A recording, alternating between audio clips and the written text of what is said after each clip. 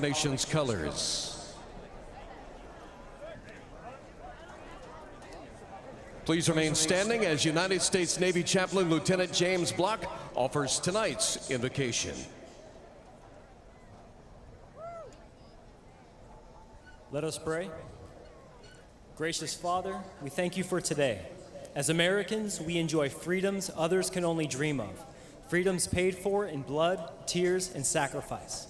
Thank you for the men and women who've served our country well, giving their all, taken prisoner, or even going missing in action.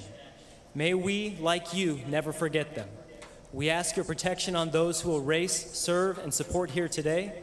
Thank you for always hearing us. All this we pray in your wonderful name. Amen.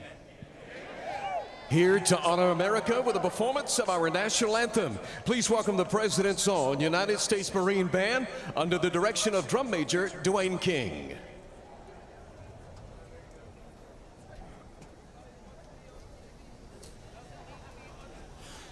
Oh, say, can you see by the dawn's early light what so proudly we hailed at the twilight's last gleaming, whose broad stripes and bright stars through the perilous fight o'er the ramparts we watched were so gallantly streaming, and the rockets' red glare, the bombs bursting in air, gave proof through the night that our flag was still there.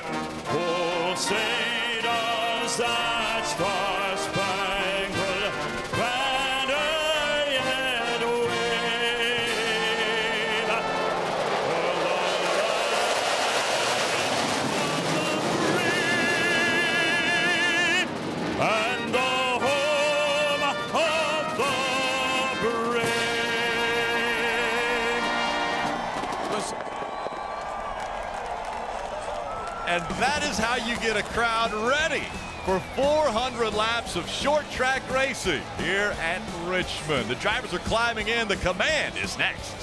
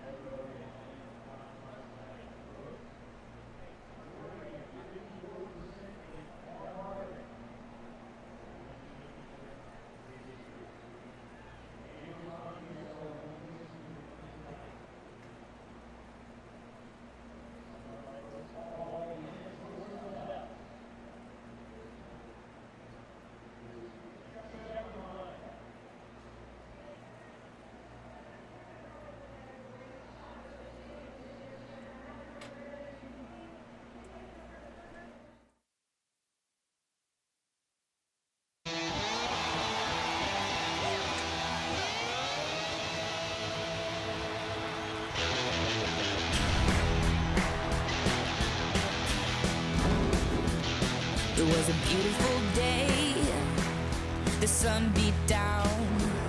I had the radio on. I was driving. Trees flew by. Me and Dell were singing. Little runaway. I was flying. Yeah, running down a dream that never would come to me. Working on a mystery. Going wherever it leads. Running down a dream. Whoa,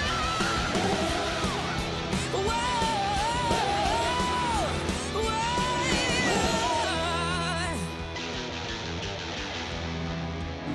Yeah, running down a dream that never would come to me. Running down a dream.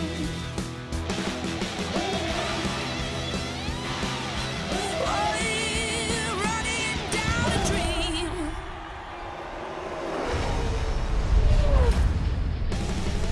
Monster Energy Cup Series racing from Richmond. It's the Federated Auto Parts 400. Second race of the first round of the playoffs. And let's go trackside for some stories. We'll start with Marty Snyder. Well, Rick, this is the right front offender of Kyle Busch's car. You can see where he made contact during qualifying. Team felt like, hey, we need to get that fixed. So they will start at the back of the field today. But Kyle Busch has proven in the past, traffic, no problem for him here at Richmond. He started 32nd here in April and won the race. Kyle Busch trying to come from the back to the front once again here at Richmond, Kelly. Well, by no means is Joey Logano in a need-to-win situation, but after watching his teammate win 3 straight, he may never have been more eager to do just that. The 2-time Richmond winner told me he feels pretty good about his race car, especially for a long green flag run, and they qualified 13th, but expect this 22 car, Dave, to move forward. Kelly, when Brad Keselowski won last week, you could almost hear the pressure relief valve being open. Not because he'd won Roger Penske's 500, not because he'd won 3 in a row, but because he made it to the next round of the playoffs. That's huge in this day and age. Let's get him fired up at the short track in round 1, Richmond. Race fans, it's time for the most famous words in motorsports. Here to give the command to start the engines from Automotive Jobber Supply in Spokane, Washington. Welcome tonight's Grand Marshal, Tim Trudnowski. Drivers, start your engines! All right, bud, firing up when you're ready. All right, bud, cracker. 40 cars come to life, 16 drivers, all with a chance at the championship. But there are those that are on the bubble tonight, the ones hoping for a great finish, potentially getting to victory lane so that they can lock up a spot in the second round.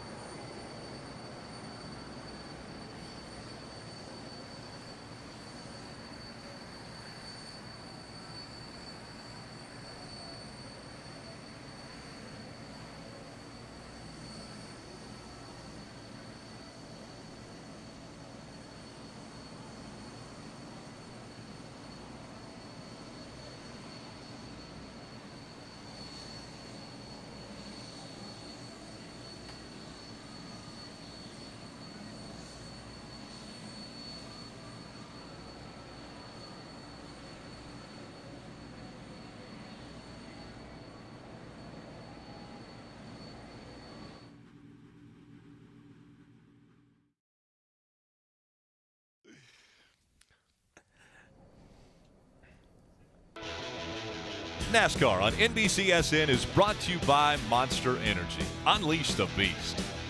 Credit One Bank, the official credit card of NASCAR. And by Toyota. Let's go places.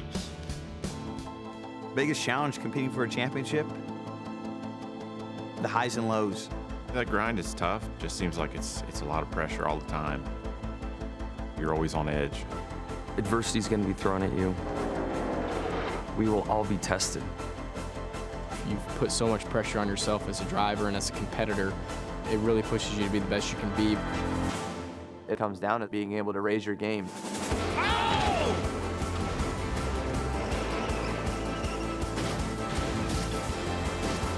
Keselowski, he'll win at Vegas.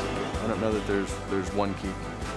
I think all that preparation is done. At this point, it's survive and advance. And I like what Kevin Harvick said right there, survive and advance. That's what they're looking to do. We already know that Keselowski has advanced into the second round because of a win. If you win, you advance. And there are now 15 drivers that are hoping to be able to do that tonight. Let's take a look at the starting grid brought to you by KFC. Up front, Kevin Harvick won the pole. Denny Hamlin, the hometown hero here, will start on the outside of row 1. Well, Rick, and as we go to row 2, you see Truex and Blaney. Look, playoffs. All these drivers, the top 9 drivers in this grid are playoff drivers. That's where I think the pressure comes from. These guys, the top 16 drivers, they've made the playoffs and they continue to run up front. Brad, Erik Jones in row 4. I mean, these guys, it's hard to score points because they all run inside the top 10. And even further back, the guys who have more pressure on them are the guys who are below right now that cut line. Jimmie Johnson will start 21st. Chase Elliott will start all the way back in 18th. So guys like Clint Boyer and Austin Dillon, even further back than that, playoff drivers needing to have a great finish. Well, one driver who is still searching for that first ever win on a short track, Truex Jr., is going to start up in the 3rd position. Let's see if we can dial him up, Jeff. Hey, Martin, the guys up in the booth. You got a minute to talk? Yeah, I got you guys. We're all wondering, after last week with all the craziness, what kind of race you think we're going to see tonight? I think it's hard to say these days, but with the Roval coming up next week, I'd assume it could be crazy again. We'll just have to wait and see. What makes this race so challenging? I think this track in general is just a challenge. You know, short run, long run, tire wear. You know, short track racing, a lot can happen on restarts. So it's just a lot of things thrown at you, and it's really hard to do all those things well, especially short run, long run balance. Well, Martin, we appreciate you letting us ride along. Good luck tonight. Have fun, man. Appreciate it, guys. Have fun up there. And as Jeff said, we are going to be able to ride along with Truex Jr. We have the Toyota onboard camera that will be giving us good perspectives. He has the side panner, which is over on the right side of the car. We'll see just how close they can get to the wall here at Richmond. We also have an in-car camera in Chase Elliott. He has the Mountain Dew in-car camera, and he has one of the coolest shots, I think, looking back at the driver under the lights, that clear shield. You can see his eyes work from the mirror out the windshield. He's going to be busy. Lots of traffic here at Richmond. Yeah, his hands will be working all race long. Joey Logano also carrying one of our onboard cameras. He has the Ford Performance in-car camera. He'll start 13th today. And here's another one where you're looking back up at the driver. You get to see the hands working. Here at a short track, they will be busy. Well, no one has a better seat than Kevin Harvick. Trying to bounce back from that accident last week. He has the Jimmie Johnson onboard camera starting in the pole, and he has this 360-degree camera. We can look all the way around, out the front, out the side, out the rear window. We'll be able to catch all the action. At the action track, which is very good. Let's break down this race. It's 400 laps on a 3/4 mile racetrack. So one of those difficult tracks where, as a crew chief, how do you manage this race? Well, the concern is that tires are so valuable, but how do you break down those 400 laps? It's broken down into stages. 400 laps is 300 miles, a 3/4 mile D-shaped short track. Stage 1, Stage 2, each 100 laps in length. So that makes the final stage a little bit longer, 200-lap final stage. Fuel window about 125 to 135 laps. But I think the real story is when you put tires on. You want to put tires on every yellow. So if you see a bunch of cautions, crew chiefs are going to have to start making decisions of when it's time to put tires on the car. Crew chiefs always having to make decisions. Let's go back trackside to Marty. Hey, Rick, there's already been one interesting move made tonight. We haven't even gotten the green flag. It was Rodney Childers, the crew chief for Kevin Harvick, obviously on the pole today, but they chose pit stall 36 all the way back here on the exit of turn 4. Rodney told me the entry, very clean, and the exit, that's the key, very clean. Look at this wide opening they have leaving pit road. He said pit stall number 1 here at Richmond, not a huge advantage. They're in pit stall 36, Kelly. Well, Jimmie Johnson, this 48 team, will be pitting about in the middle part of pit road. This is a team that showed a lot of great speed last week at Vegas, and although they didn't get the result to show for it, they're just 6 points below the cut line. Jimmie telling me the key to tonight is to stay within themselves, don't overreach, don't make mistakes, Dave. Rick mentioned that Chase Elliott starts 18th, so he's really got nowhere to go but up. And if you heard Chase in Countdown to Green, he's a little bit down about the weekend, but he is not out. He will make his way forward and try to get out of the bottom 4 on their way to Charlotte next week, Rick. 400 laps in front of us. Again, the first stage, 100 laps. Kevin Harvick has chosen the inside line. Denny Hamlin on the outside as they come out of 4. Fans on their feet. Racing at Richmond, short track style.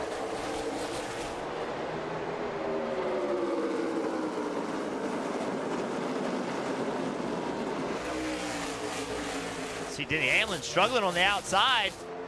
Under attack right now for the 41 car of Busch. Just can't hold the car down, can he? Yeah, Denny hadn't been good this weekend. Made some changes on that car in between practices. Missed a lot of time doing it. Be interesting to see if they got that car dialed in, but he hasn't been fast so far. It's a track that he loves to run good on. It's kind of a home track to him here in Martinsville.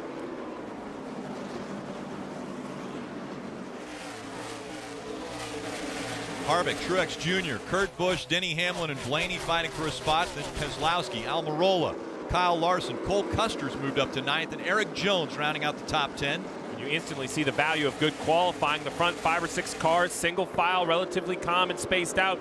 A little battle back here just inside the top 10. As you go farther back through the field, 2 wide most of the field, sometimes even 3 wide already. We mentioned the 18 of Kyle Busch had to start at the back of the field. We'll look at on the right side of your screen, already inside the 13 of Ty Dillon.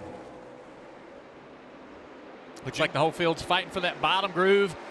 Haven't seen anybody use that top to make any ground up, make any passes. Junior, one of the things we noticed last night with you in the car during the Xfinity Series race was how quickly the brakes started to get warm. How much do you have to conserve those brakes early in a run so that you don't wear them out or even heat up the bead of the tire and have a tire issue?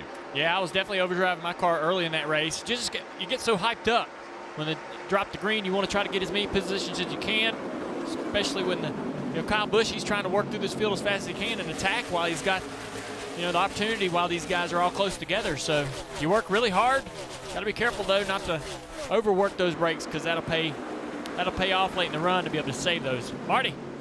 Yeah, Junior, officially, Kyle Busch took the green flag in 39th. I asked Adam Stevens this morning, I said, did you really change the setup because you had to start so far back in the field? You got this experience in the spring, you were able to win. He said, you know what? No, because traffic is such a big deal here at Richmond. And Junior, you experienced it from the lead last night. You're almost always in lap traffic, whether you're up front or in the back. So you've always got to deal with that. They didn't change much on this 18 car to compensate for it. Got to be aggressive while everybody's bunched up here. This will get strung out.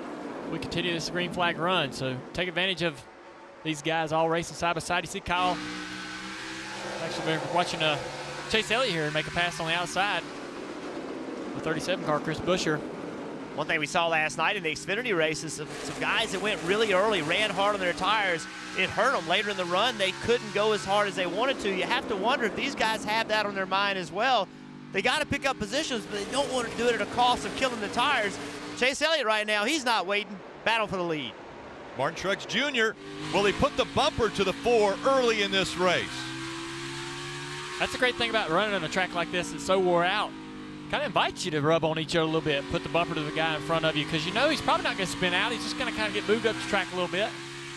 And right now, if you're Martin Truex Jr., you're just looking for the weakness of the 4 car. You're trying to find an area where your car is strong and his car is weak to try to take advantage and get this lead. See, he caught him, but now Harvick's getting back away from him just a little bit. Yeah, I wonder if Harvick's sitting up there trying to save his tires, trying to run just hard enough to hold that position. No harder than you need to. And Junior, I think there's a sense of urgency behind the wheel of that 78. Martin Truex Jr. knows his car was, quote, stupid fast on short runs, as Cole Pern told me this morning. And they know Harvick may be the best car on long runs. So, Jeff, I would assume when you kind of know that scenario going into this, you want to take advantage as soon as you can. There's two different ways of thinking about it, Marty. You could, if you're Martin Truex, you could attack and use your speed as an advantage early on, or you can know you have a problem and have to use a little bit of discipline and say, okay, I'm not going to attack right now so I don't get beaten on a long run. I think you want to lead races. I think if you can take the lead, you want to go do it. So I believe it's the first of the two options. Just give all you've got. Well, we're going to continue to talk about the kind of the race within the race, which is for these playoff spots. On the right side, Kyle Busch started at the back, moves up through the field. But I think what's important to note, he's finally caught his first playoff competitor, currently at 24th. We'll look right in front of him, the 3 of Austin Dillon. One more car in front of him, that orange number 14 of Clint Boyer. That's got to hurt your feelings, Rick, if you know Kyle Busch started last, and here he is on your rear bumper only 13 laps into the race. Oh, contact between the 3 and the 14. Yes, Austin Dillon got in the back of the 14. Now the 18, getting through this traffic might be the hardest thing for him. We saw traffic play a big role in the Xfinity race last night. Now Kyle Busch working as hard as he can to try to find a line. And that's one of the good things about Richmond is there are more than one line here. And the bottom of the racetrack, Junior said earlier, preferred, but you still have that option of going high. Well, and the other reason these guys are in a hurry is the leaders are a half a lap behind them already. This is only 3/4 of a mile as Kyle Busch is going to thread the needle, try to squeeze in there 3 wide. Austin Dillon will give him the bottom lane. That'll make Kyle Busch 2 wide. He's by the 3, now trying to get by the 14 of Clint Boyer. Kevin Harvick still out front, has a 0.3 of a second lead over Martin Truex Jr. NASCAR Heat 3 is available now on the Xbox One, PlayStation 4, and PC. Go to NASCARHeat.com today.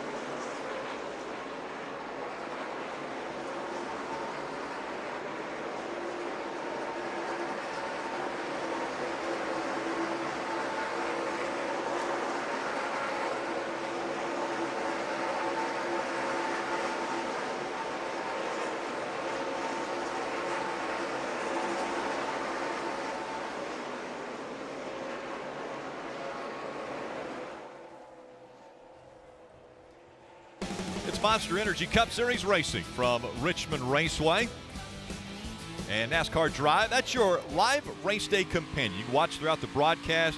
You can even watch multiple camera angles at once. Never miss a lap with NASCAR Drive. Just visit NASCAR.com/drive or download the NASCAR mobile app today. Good race early on right here between these 3 guys. Blaney in 6th. Larson won it right now. Amarola also won that spot. See, Larson jumped up on the outside of Blaney. That outside starting to work. Look at those front rotors glowing on Larson's car. That tells me he's driving hard. He's not saving anything. Definitely trying to work the quarter panel down the straightaway. That 12 car, Larson right around the outside here, rolling kind of tight, not really driving the car too high up the racetrack. Once you get out on the outside of that guy, you can kind of pinch him down. That way he can't get in the throttle to get off the corner. Just right here, he pinched him down, he can't get off the corner, take the position. It's so hard off turn 4. The corner opens up big off turn 4, but your car needs all that racetrack. You see a battle for the lead. Truex looking at Harvick. He's gonna have a hard time passing him on the bottom. Same situation, trying to get up under a guy. It's just so hard to get to the throttle coming off the corner. Big run right here though. Truex is really beating Harvick on corner exit. Harvick loose on the straightaway. That's spinning the rear tires halfway down the straightaway. That's how low the grip is this racetrack. First time Harvick's been in that outside lane. He's not gonna give it to Truex. See Truex trying to get the power down, not being able to do that. So now Harvick doesn't even try to go to the bottom, just stays in the middle of the racetrack, going to try to get rear grip, leaving the corner. Truex with a pretty decent run. I saw this movie last night, trying to get by the leader. It's tough. Looks like Truex, though, he's going to roll down in the bottom, get a little bit more position. It's just inches, you know, a little foot here, a little foot there. Put the corners together. That's where it's so hard on that corner exit. Truex just has to keep turning his car. So right here, Truex is in the throttle, but he's got to turn his car a little bit more than Kevin Harvick, and that hurts the rear drive. It's hard to lay the throttle down. Harvick's liking that outside groove. He doesn't have to really charge the corners hard. Just roll the center, roll around the top, real easy. He knows he's giving up a little speed or a little time because of the length of the lap, but he knows how hard it is for Truex to be able to pass him. We got the battle for fourth on the right here between Denny Hamlin, Brad Keselowski. Brad, I swear, man, he's gonna put it together tonight. He knows how to run this track and preserve his tires. Roll that bottom easy on those tires all night long. I'm interested to see what the answer from Truex is going to be. He saw Harvick move up to the top or the middle. We'll see what Truex does as his run goes on. You see Hamlin early in the run. He went to the middle. He's still running there. Little concern about running the middle, just on what it does to the tires. And I think Kevin thinks the same thing. Now Truex has laid the pressure off a little bit, so immediately Harvick back to the bottom, place where he feels like he can save his tires a little bit better. Kelly.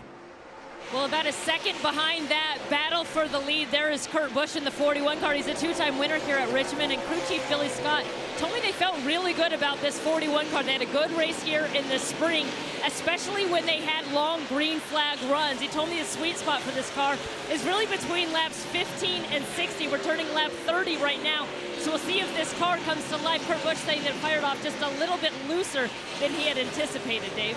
Ryan Blaney radioed his crew and said, I am getting my butt kicked. He just got dropped back to 11th by Joey Logano. He started 4th. He cannot put the throttle down in the middle of the corner for driving off the corner. That's super important, Marty. Top 5 lap times for the last handful of laps for Kyle Busch, who's driven from 39th up to the 16th position now. And a moment ago, Adam Stevens, when he reached the top 20, said, hey, these are really good lap times. Let's put it on cruise control for a while. So, Steve, help me translate that from driver to crew chief. What does Adam mean? Well, it's more than just strategy. It's more than just the engineering on the car. The crew chief has to be the head coach. Run the plays, run the day. And what he's telling Kyle Busch is, hey, I like the progress you've made. He can see the whole picture. He can see the whole racetrack. He has timing and scoring. That's a nice way of telling your driver, you've done a nice job, but just conserve. You've got us up inside the top 20. That was our goal. Now just put it on cruise control. Don't make a mistake. You've heard the two drivers talk about how easy it is to burn your tires off. Jeff, if you burn your tires off, it will be a long 100 laps in this first stage. Yeah, remember, he started 32nd here in April and had a pretty good day. He won the race, so he knows how to do this. And another guy having a good race that needs it, Chase Elliott, did not have a good race last week. Got in a wreck, wasn't his fault, but points are points, and that's what he got. So right now, he's climbed 7 positions up the field. Look at him. He's using all the racetrack left side tires on the apron. He's been able to run pretty much anywhere he wants. We've seen him pass guys on the bottom, on the top. It's a good handling car when you can move around and make passes no matter where on the racetrack you want to do that. Great drive up off the corner. Hard to tell, though, how hard he's pushing versus how hard Logano's pushing. Both of them glowing the front rotors. Only 35 laps into this race. that drive off the 9 car has, that corner exit is going to be important all night long. To be so good right now, this guy's got to be loving that. Chase Elliott has moved up to 11th. A lot of brakes already, glowing red. Nearly 1,000 degrees on those brake rotors.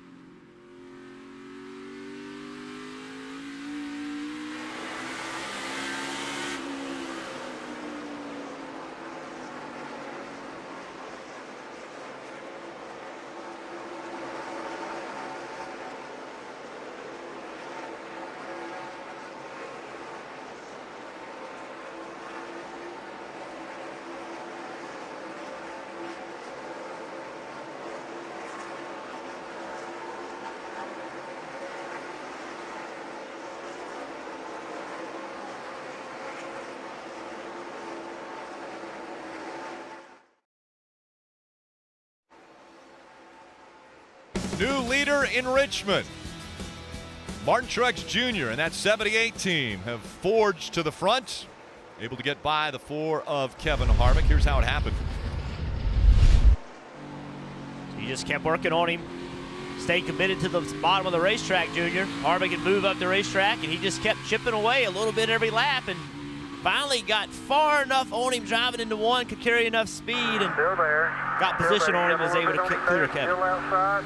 Come on, clear. Hell yeah, go get him now. Kevin Harvick led the first 40 laps. Now Martin Truex Jr. out front. Today only, you can get 10 extra chances to win a fan-built Chevy, Ford, or Toyota truck. Just head to NASCAR.com/playoffs promo and enter promo code NIGHTRACE to unlock your entries now. But hurry, you only have until 11:59 p.m. Eastern to use today's code. That's promo code NIGHTRACE.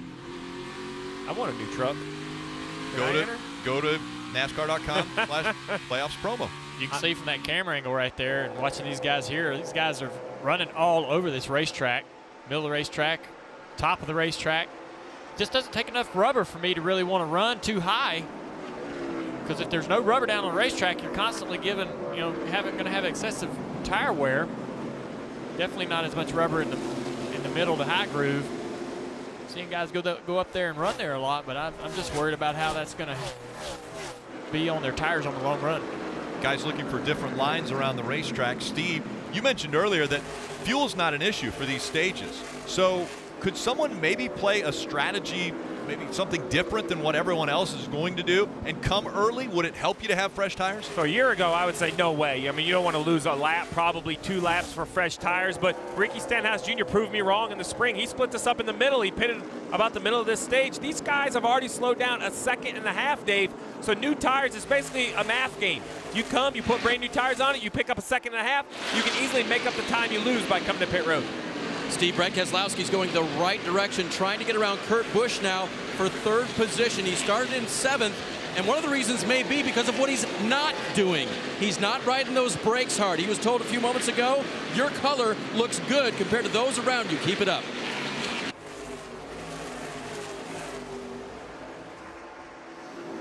They're the 16 drivers that are working to advance into the second round, and one already has that yellow box around them. That's Brad Keselowski after winning at Las Vegas a week ago. Everyone below 12th will be fighting for points and potentially a win, because the Roval coming up next week, and we already heard every driver is thinking about it right now.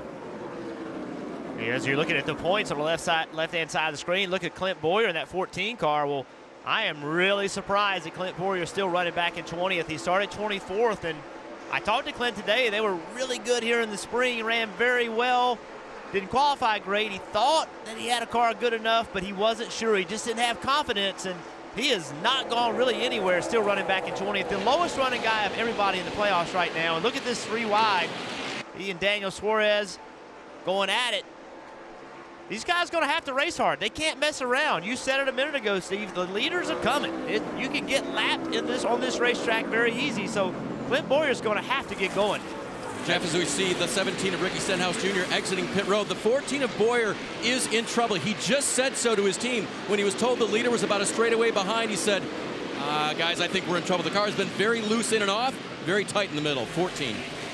Those are common balance issues, being very loose in, tight rolling center. Well, we mentioned that strategy of pitting in the middle. 17 did it in the spring. They did it again here. So he's lost a lap. He's basically just barely 2 laps down, just behind the leaders here. But watch how good these new tires are. He's easily going to drive by some of the cars that are contending. The 42 of Larson, the 11 of Denny Hamlin. Neither of those cars are even going to hold. Oh! Contact with the 11. Sideways goes Denny Hamlin. He keeps it straight, and it stays green. And that's the best thing could have happened with that strategy. If you go out there on new tires and you spin somebody out, you have killed your strategy. Now you put yourself in a position where you are a lap down. That's the last thing you want to do. But that's what new tires do. I mean, the closing rate on the 11 was unreal, and Ricky Stenhouse just misjudged it and basically ran the 11 over. Let's take a look at the replay here. Coming off turn 4 through 3 and 4. Stenhouse on those tires just coming so much quicker, and Denny kind of coming down the track to get a normal exit. How did he not spin out? He locked the right front tire up a couple times. That's incredible. You got to worry about that flat spot on the tires. You also got to worry about what that did to the rear tires. So how will that change Denny's strategy as far as his tires and his pit strategy, Steve? Well, his hand's out the window. I believe the 11, they probably didn't want to split this up in the middle, but now, as you mentioned, hurting those rear tires, I think they just called him to pit road. Looks like Denny's running the bottom. He'll come to pit road right now. The 17 was the first, but now we've had multiple drivers. There have been 5 or 6 different drivers on pit road. But Denny Hamlin, as he smokes the tires, is definitely the highest running car that's going to pit in extra time in this stage. So, Steve, he just has to be on the same strategy now, right, as what the 17 just did, right? Well, yeah, now he's going to have to come in. Cannot have a penalty. Denny Hamlin's had some issues with speeding this year. He cannot get caught speeding. You can't make 2 trips down. These new tires should let this 11 go completely on the offense for these last 44 laps. Now, though, Dave, he can't have a yellow. Rick, one thing they did tell him is when he fires out of the pit, remember he's in pit stall number 1, that he'll be going faster than the pit road speed limit. But because he only has to go a little ways, the average will be correct. The cars are timed over averaging on pit lane. So he'll get these 4 tires. He said since that spin, the car was very, very hard to turn, so they made adjustments for that. A little bit of a slow stop there, too. The right front tire a little hard coming off. Well, we've heard Dale and Jeff talk about saving tires and all these strategies. Now, if you're Mike Wheeler, the crew chief, you're the exact opposite. You're on the whip. Let's go, bud. 43 laps. I need you to go get every position you can. You have to unlap us for this strategy to work. So I expect Denny Hamlin to push the issue as he catches traffic. Right now scored just a lap down. Ricky Stenhouse Jr. also was a lap down because of the strategy that he employed, and then with a little bit of contact, it dropped him 2 laps down because he had to slow down because of the 11. So Ricky Stenhouse Jr. fighting to get back on the lead lap. Denny Hamlin as well, as he was sideways. Everyone chasing Truex Jr.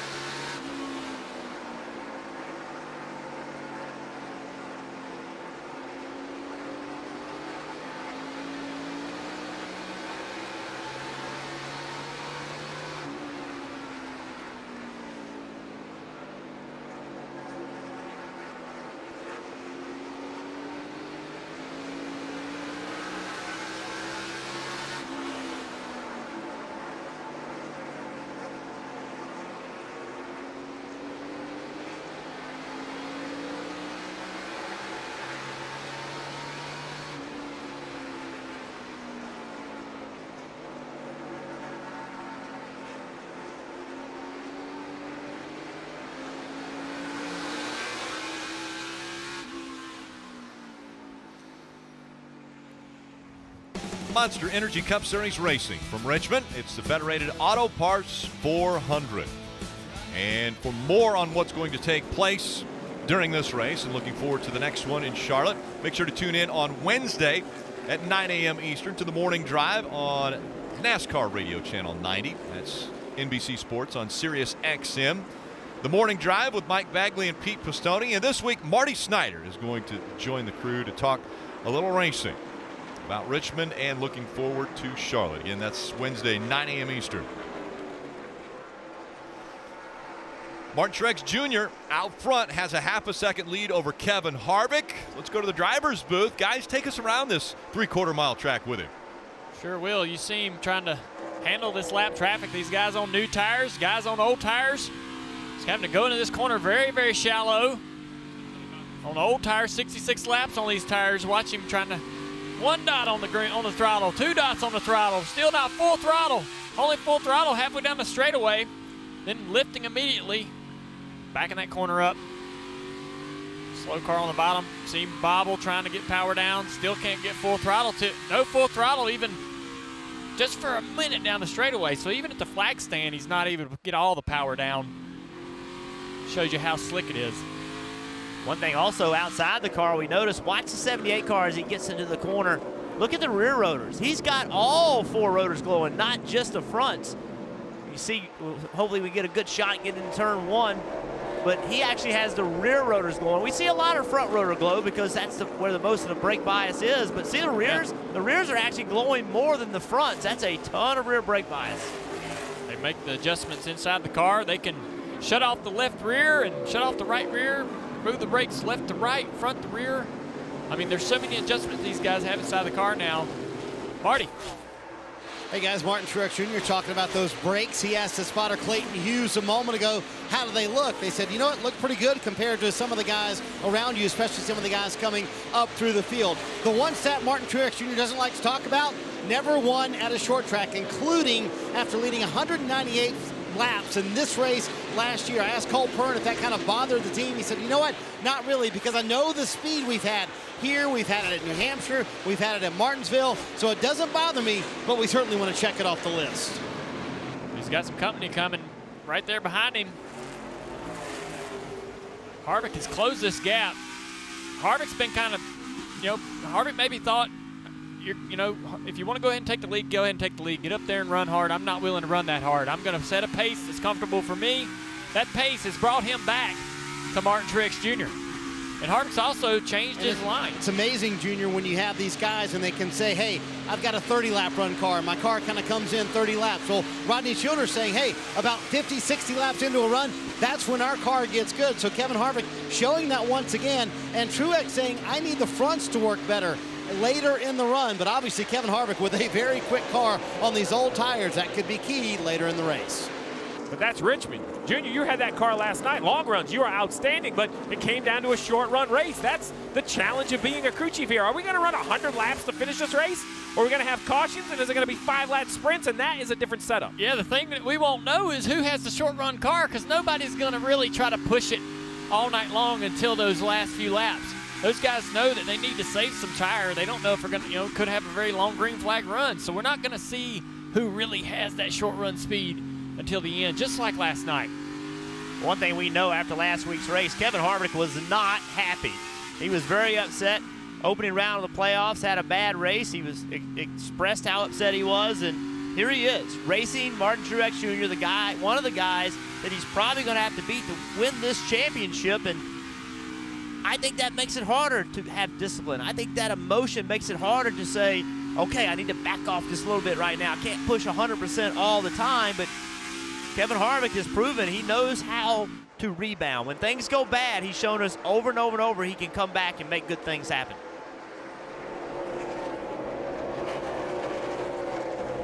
So the 47 car a little bit ago of A.J. Allmendinger, you see him getting on pit road. He's below the commitment line. Then he looks up and he sees Denny Hamlin spinning. He's like, the caution's going to come out. I mean, surely the caution's coming out. There's no way he can save that, and he decided to go back on the racetrack. That's a bad decision. Yes, that was a commitment line violation. So he would have been better off just rolling down pit road as the caution did come out, just not stopping his pit box. But quick second, just a split-second decision, and just chose the wrong one. See how low the 22 come off the corner and how low he run down the straightaway? A little bit more grip running that groove down the front straightaway. You saw in Mark Truex Jr. car a moment ago how he couldn't get the power down until he got beyond the flag stand. If you step out of that normal groove against the fence, it's not quite as worn out. It's not quite as used. Look at that low line off the corner and how low he'll run down the straightaway. Saves the tires, saves the rear tires a little bit doing that. And I know it's only 11th position, but I think Jimmie Johnson's got to feel pretty decent about where he's running. They've not had good speed jumping on the outside of Logano right now. They've struggled all year, but they ran well last week. They really had good speed last week, and now this week they've got decent speed. He's putting pressure on Logano, so Jimmie Johnson's showing a little bit of life. And remember, the top 10 positions at the end of each stage gets points. And everyone right now in the top 10 in the playoffs, they're looking for every point they can get. Well, Rick, you mentioned points and stage points. The 11 of Denny Hamlin, we saw he came to pit road under green after that contact with the 17. He's worked himself to the the first car 1 lap down. He's only, though, about 5 cars behind the leaders. I think he's going to easily unlap himself, but you mentioned it. What he's not going to do, end up in the top 10, so he's not going to find those stage points. But look at this, 4 miles an hour faster. I mean, he is coming through traffic, Dave. It's impressive. Steve, I know the new tires are helping a lot, but when I talked to Mike Wheeler, his crew chief, this morning about Denny and his racing, he said sometimes this driver needs adversity to get up on the wheel. Yeah, he's won before. He's won here at Richmond. But if something goes bad in the night, you watch the 11. That'll give us speed. So with the tires and with something bad that happened early, Denny's rolling. He's rolling, and this is what Mike Wheeler wants to see. Get by that 78. Get us back on the lead lap. One more car to go before he unlaps himself as we go NASCAR nonstop.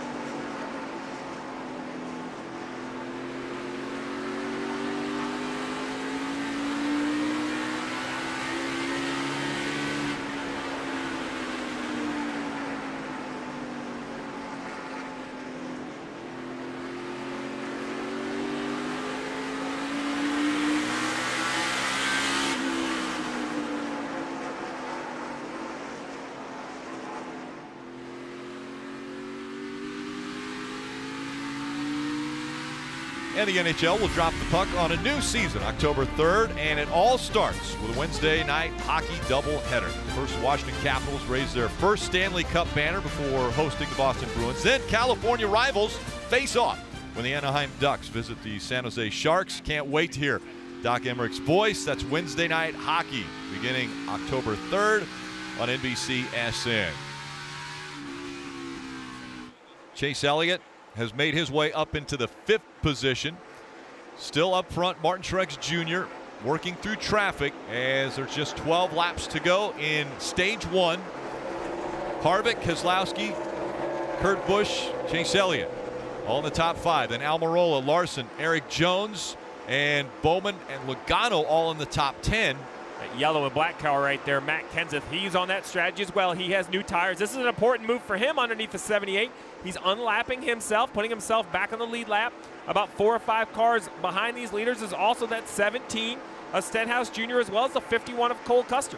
You mentioned the 6. It was announced today that the driver of the 31 now, Ryan Newman, will be in the 6 next year for Roush Fenway Racing. Kenseth will still be a part of the Roush Fenway organization. We mentioned Chase Elliott a little bit ago, how well he was doing early in the race. Well, that has continued, and he has run down Kurt Busch. Kurt Busch is in 4th, and Chase Elliott is running him down big time. I think he's going to take that position from him pretty quickly. Chase Elliott with a really good car right now early in this race. Watch right here. Chase turns, enters high, and turns and leaves low on both ends of the racetrack. So let's watch and see what he does. He's going to use a little patience, doesn't try to pass him there, stays high, gets slow in the middle, turns, uses that rear grip on corner exit, and easily this time just jumps up on the outside. Actually couldn't lay it down. Thought he was going to jump right on the outside, but he couldn't quite get it done. He is rolling right here. That's why he couldn't get it done. See the 38 on those newer tires. He's on that strategy as well. Chase is going to make it work on the outside. That car is really working right now. He's got great drive off. Gets a little bobble there into the corner. He's pretty free to be getting loose into the corner there. But the drive off in this car is incredible. Marty. Hey guys, 7 to go here in stage 1. We're going to start focusing on the back top 10 here because valuable stage points are at stake. In fact, a moment ago, Chris Gale told Erik Jones, hey, bud, we got to go. They were in 9th at the time. He has now moved up. The 7th car's gotten a little bit better, but for some of those cars in the back of the pack, like Alex Bowman back there in 9th, car's too tight for him. They've got to go because they know behind them, outside the top 10, Jimmie Johnson and Kyle Busch, Kelly. Right there holding that 10th position is Joey Logano. His record here at Richmond is nothing short of impressive. 9 straight top 10 finishes, 3 straight top 5s, and I think they expect it to be a little bit better here tonight, but Joey's had his hands full a bit with the 22 car. Fired off just way too loose. Now he's saying that it's too tight. He's using that track bar inside to help him, but this is a car that started 12th, only made it up to the top 10. And here we are with Denny Hamlin. You talked about, Steve, the strategy that they used, and we were thinking maybe get up to 15th or so, but right now he's all the way to 13th, and Kyle Busch, his teammate, is directly in front of him. So quite possibly this strategy that this team used, maybe he could drive this thing into the top 10. Jeff, if he passes the 22 for the 10th position and somehow scores a stage point, I'm impressed. New tires or not, to work through traffic like Denny Hamlin has, it's impressive. Got a quarter of straightaway to get to the 22 for that point. And the laps continue to wind down. Coming up on 3 laps to go. And there are the top 3.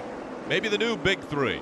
Truex Jr., Harvick, and Keselowski. As hot as Brad Keselowski has been, winning the last 3 races. Telling you, he's on it tonight. He's drove up here and caught these guys. Really methodical laps, very easy and smooth. Keeping the rear tires on that car. I don't think that Brad's gotten loose yet off the corner. Hadn't seen him put a tire wrong yet. 2 to go. I think Brad's strategy right here, if he possibly could win this stage, that would take that away from somebody else he's got to compete for the championship with. It's going to be hard to do to get by both of these guys, but that would be huge for Brad. That 1 playoff point, so valuable. And up the racetrack, almost gets into the side of the 66. Man, I thought he had a right front tire going down. That was... So he went from trying to win a stage to saying, okay, I need to finish this. I need to finish. It's all good. I thought he was going to hit the wall. Just make sure to get those valuable points. Even though he has locked himself into round 2, everyone else fighting for the points and playoff points. And now the 78, Martin Truex Jr. is going to win stage one. For the 9th time this year, stage winner, MPJ. Mentioned the battle between the 11 and Denny Hamlin, the 22 of Joey Logano. There you go, Burton. Denny Hamlin's going to drive all the way back into the top 10 with pitting in the middle of the stage. It's not a stage win, but that has to be a moral victory. 1 point. It's one more point than he thought he was going to have. And remember that 2 points, strategy. the 9th. Excuse me, 2 points. That strategy was pressed upon him because Ricky Stenhouse Jr. almost spun him out. Once again, Martin Truex Jr. winning a stage now at the short track here at Richmond. Down a dream that never would come to me. Working on a mystery, going wherever it leads. Running down a dream.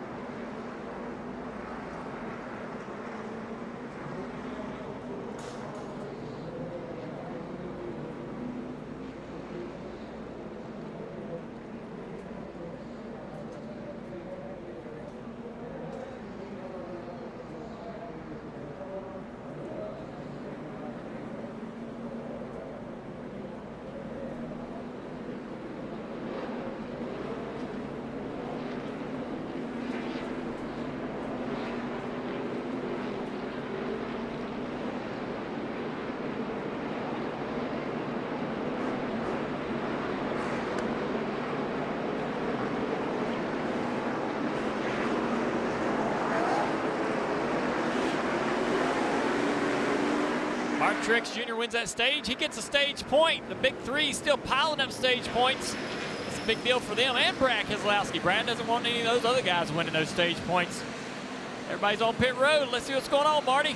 And Junior, we got to watch those guys come in from the Peacock pit box. You see Martin Truex Jr. said the front tires need to work better after 15 laps, just too tight midway through the run. We'll see if the pit stall 36 selection for Rodney Childers pays off for that 14. Kevin Harvick said the switch flipped on that car, got way too tight late in the run, Dave. Let's just say the 9 team made the right adjustments. From 18th all the way up to 4th for Chase Elliott. His pit work is done. Brad Keselowski's team finishing up now. The teamwork on pit road has been a key to their success lately. Let's see how they leave pit road, a few in front of him. And the race off pit road brought to you by Kroger Click List. Truex Jr. and Harvick barely holding on to their spots. Then it's Chase Elliott and Eric Almirola gaining a few spots on pit road.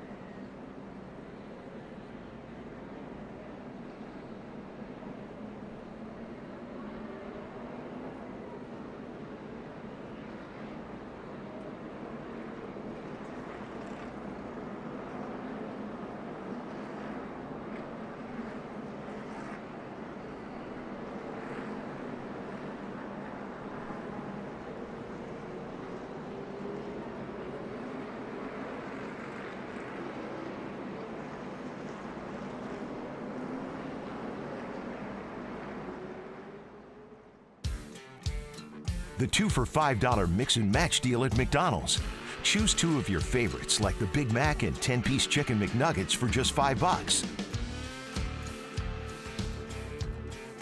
Take a closer look at Richmond Raceway with tonight's Mobile One track facts and a $30 million redevelopment of the infield. And it was completely cleared out, but really they've made it so much more fan-friendly. And somebody who knows all about friendly fans is Rutledge Wood. Rick Allen, you described it perfectly. It's totally different inside the track, and they never mess with the great racing action we're seeing on the outside. But here in turns 1 and 2, you're getting a great shot there. It's totally different. This is Richmond Raceway reimagined. It's all about bringing these fans closer to the action. You can see not only do they have a great pavilion, chairs to hang out, there's a bar, there's restaurants, but they also completely changed the pedestrian tunnel and made it so much more accessible for fans of all ages and accessibility levels to get in here, see the race, and just look how close you are to the track. I mean, this is a great place to watch the race, guys. Marty. Hey, Rick, Erik Jones coming on pit road for a 3rd time. They had the pit stop, then they had a penalty because they did not get the wedge wrench out of the window. It actually landed back on the deck lid. Here's the replay of what happened when they were on pit road. They came out, they removed the wedge wrench, which was sitting on the deck lid. But because it was a stop-and-go penalty, Steve, they couldn't make the adjustment because they missed it the first time around. So they had to come in a 3rd time and make the adjustment they wanted to make the first time. Well, it wasn't just the 20. The 48 also had a penalty speeding on pit road. So just making the night a little tougher for the 48. Yeah, 48 was running 12th, having a good day, and Erik Jones was running 7th. So they both have a lot of work to do to get back where they were. Almost 300 laps still to go as the field approaches the Geico restart zone. Truex Jr. rockets away from the field on this restart. Big move by Kurt Busch down on the inside of Chase Elliott down into turn 1, 3 wide.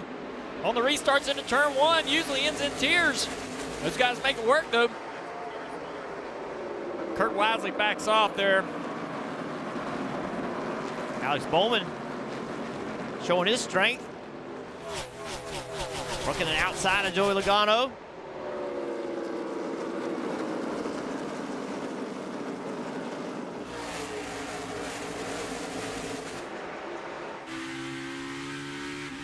That outside's there for a couple laps as everybody's trying to climb and get down on the bottom of the racetrack and bottle up that inside groove. You see Denny trying to put the power down back there, getting a little bit loose.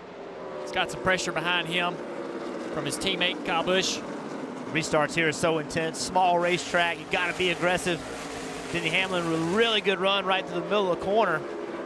See Brad Keselowski. Yep, you see him. He's like, I give up on this outside, Bowman. I don't think you're going to make it work, but I think Bowman might get him on corner exit here. As 11's having a hard time trying to get that power down. Still there on the inside, though. Bowman sails it down into the center. Stops the car, turns, tries to get a good straight run off. That's a good run. That's a good corner right there. I thought he overdrove the corner, but was able to get the car turned. And then they see him right back to the bottom of the racetrack, taking away Denny Hamlin's line. And you see that 21 car, Menard, trying to make the outside work. Marty. Hey, Jeff, a nice run for the 88 team. Alex Bowman told me a couple weeks ago, Richmond as a company was our worst race in the spring. He said they came back with a completely different philosophy, focused on different things. He said, I don't know what tonight's going to bring, but a top 10 would be outstanding. Right now, they're in 7th. He's getting a lot of pressure from Denny. Up front here, though, we got a great battle. Chase Elliott, Kurt Busch, Joey Logano on the inside of Kurt.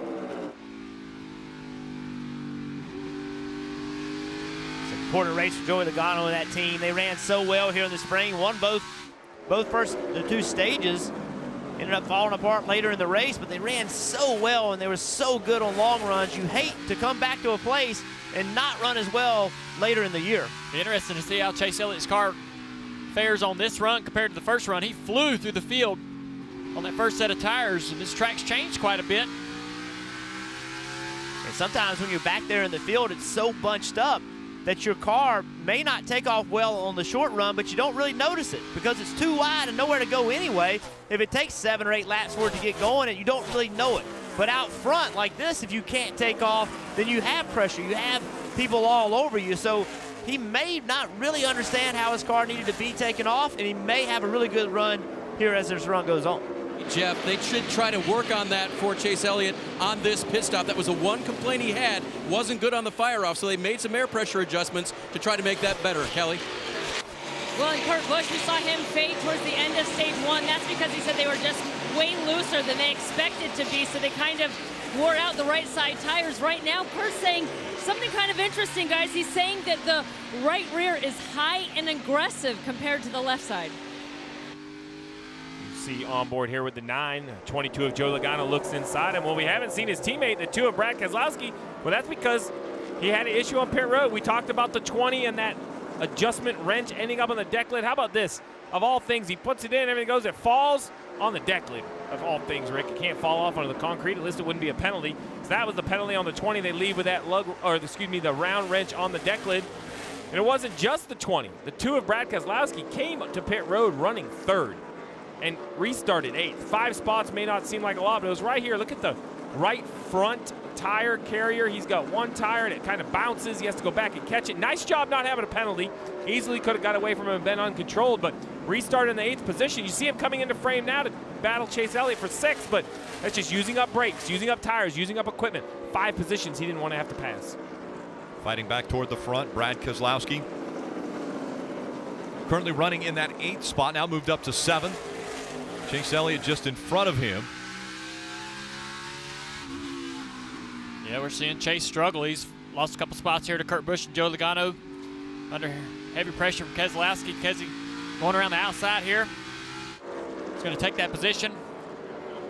Chase said his car didn't fire off. Doesn't seem like it's cycling toward the good as he's going to be feeling the pressure from Bowman here in a couple more corners. Man, he was so fast that first run. Dave. On Tuesday, when they may normally celebrate a victory at the 2 shop, instead it was a celebration for Roger Penske. The 500th win achieved over major motorsports for Penske since 1966 was celebrated. It wasn't about the 2 car, it was about Roger. He came to the shop. Everyone who was there came out, they had a huge toast and thanked the man that got this whole thing rolling way back in the 60s. Just behind him, the 9 of Chase Elliott. We saw a completely different attitude out of Chase Elliott a year ago on a short track when the 11 of Denny Hamlin got into the back of him, put him into the wall. All of a sudden, Chase Elliott became a different person. He was aggressive. He was very obviously disappointed in the way he was raced. Well, now, look who's coming up behind him. The 11 of Denny Hamlin getting close again as Chase Elliott falling back toward Denny Hamlin, as Hamlin trying to force his way back up toward the front here at Richmond. Talk about up front. Well, how about Eric Almirola? We haven't talked about Eric very much. He entered this race 9th in points, needing a solid race. Well, Eric Almirola right now in 3rd place, showing a lot of strength. Could this be the night Eric Almirola gets that win?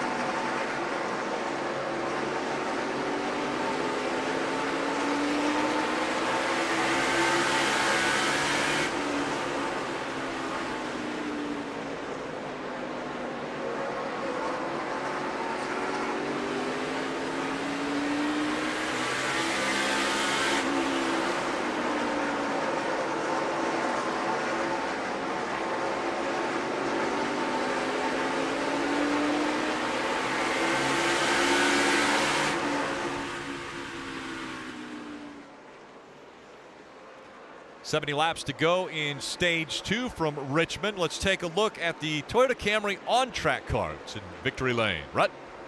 Rick, there's something really cool going on here in the new Victory Lane. We got the on-track car, the Toyota Camry here. But guys, I'm noticing, Steve, some of these cars, it seems like they're rubbing the lettering off of the right rears. A couple of them on the driver's side on the front too.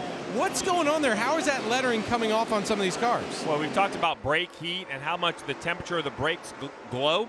For that reason, you start these tires really low on air pressure. I mean, close to flat. We're talking under 10 pounds, maybe 9, 8.5 pounds on the left side. So you can imagine what a tire looks like when it gets really low on air. It wrinkles up, it gets deformed. It can make contact not only with the fender of the car, but as silly as this sounds, you see that yellow line right there? If you get close enough to the apron, it almost can roll under a little bit, Rick, and rub the sidewall there as well. So this 78, the left side looks great, but early in the race, we saw the left rear of the 4, the 18, and a couple other cars with no longer having the Goodyear writing on that left rear tire. Interesting, Martin Truex Jr. and Kevin Harvick during the first stage really didn't separate themselves more than about 5/10 of a second. Now in this second stage, Martin Truex Jr. has pulled away to over a 1.5 second lead over Kevin Harvick. Eric Almirola running in the 3rd spot. Kurt Busch and Keselowski are running in the top 5. Brad's drove his car all the way back up inside the top 5, taking this position here from Kurt Busch. Kurt gives it to him down the front straightaway. Brad's got, I think Brad is a guy here racing without any pressure. You know, he doesn't have to worry about tonight, much less the Roval. I think all these guys are scared about next week. We got not only the Roval, but potential weather maybe moving in for the weekend. Oh, no. Yeah. Rain tires, man. Right? So, yeah, so he'd be pulling for that. He'd be like, yeah, let's do it. But why not? What I like about Keselowski is, I mean, really, did any of us think that Brad Keselowski could be a favorite to win this championship going into the playoffs? I didn't. And, you know, 3 in a row, and now really is showing winning speed here tonight as well. So if he can win 4 in a row, see Chase Elliott and Joey Logano going at it. If he can win 4 in a row, that's going to get some attention. Right now, everybody can say, well, he didn't have the best car and all those kind of things, but you see this battle right here is great. But if he could go and win this race with speed, that's going to change people's mindsets. You're right. Chase's car, he talked about it not firing off. Starting to roll around that bottom now. He's changed that line around a little bit. He had that high entry and then cutting down and making that straight run on the corner exit. And I think what's difficult for that team right now, we heard the report. I believe Marty told us that they made an air pressure adjustment to try to make it fire off better. Well, it didn't work. It did not fire off. So do you dare go another way? This car has good long run speed. Do you try to make it take off better? Or you just keep going early in this race? But I think you got to find something. Too many races here, we see short runs to end the race, and I think you got to know what's going to make your car fire off. With what we saw last night and what we usually see in most of these races, you're going to need a car that can run really good for at least 20 or 30 laps. If you need to pull the trigger, you need to have that confidence the car can do it. And I don't think Chase has that right now. So they definitely need to try to find that short run speed. Check out the points on the left-hand side of the screen. We'll look down there in 12th. Austin Dillon, a guy that we don't think about being a very good short track racer, doesn't have a very good record on short tracks, but right now, Austin Dillon having a solid night. And really, I think a solid night's good enough for these guys. If they can finish top 10, 7th, 8th, 9th, 10th, that could be good enough. So, Kelly, right now, Austin Dillon having a solid night. Yeah, and talking to this team, they were certainly optimistic ahead of this race. He qualified 28th, but they said we just missed it in qualifying. They felt really good about the race speed. They had a good race here in spring. In fact, in the first stage, they were able to climb from 23rd to 4th. Their goal was to kind of get into the top 10 for the first stage. Didn't quite make that, but he set himself up now to go from some of those stage points here in stage 2. Yeah, I think you want to leave here with at least 20 points if you could on that cutoff. And we talk about the Roval and how crazy that's going to be and unpredictable. 20 points would make me feel pretty good. If it rained, I'm going to have more. Yeah, well, if you're Austin Dillon, you would, and they said before the playoffs started, hey, man, you're going to have 20 points going in the Roval. I think he'd be pretty dang happy. Hey, and guys, the reason you keep talking about the Roval and the road course, these drivers have been on that track, and this has been the result. A lot of them have struggled to be able to keep it on the track. Yeah, and this is running by yourself in a test. I mean, see these guys right here complete. Look at this, is a hard impact. That's straight down to turn 1. Ryan Blaney, he's about to spin his out, makes a little contact with the tires. You know, we see accidents at road courses a lot, but the difference with the Roval is in Sonoma and Watkins Glen, I would say there's an ample amount of runoff. If you make a mistake at turn 1 at Watkins Glen, you go down in the asphalt, no problem. When I look at the Roval, Kelly, if you make a mistake and you go off track, pretty good chance you're going to hit something. Yeah, when I was talking to the crew chief on 41, Billy Scott, he said, look, the only way we'll feel comfortable heading to that Roval leaving here is if we're locked in on points or locked in on a win. And he said, I think I've got one of the best situations in this entire garage with Kurt Busch as our driver heading to an unknown like the Roval, and still he doesn't like his chances. By the way, Kurt, I talked about that loose race car. It continues to be loose, even though they made a wedge adjustment at the end of stage 1, and now he's saying the left tires feel higher than they were previously. So he's talking about the left side air pressure, thinking that maybe the left side air pressure is a little bit too high. Telling his team hopefully he can get the air pressure down a little bit. That'll help him on a long run. But I think the other thing about the oval is that every driver is a rookie. So when you go to Watkins Glen, there's simulators, there's all kinds of things to get you used to it. You can go out and drive other cars. We see people running K&N series, all kinds of things.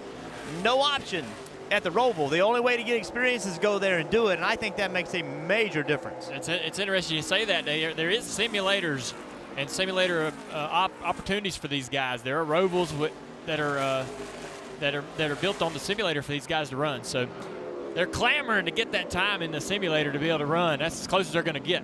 You just wonder how accurate it's going to be. That's you know, right. Without a lot of data. They're covering that infield with PJ1 here. Oh. And I'm going to throw in another variable. It's an elimination race, of course. So that is next week. And it's a challenging course, plenty of drama. The pressure is definitely on. You're not going to want to miss all the action and the excitement. Visit NASCAR.com/tickets to purchase your tickets today.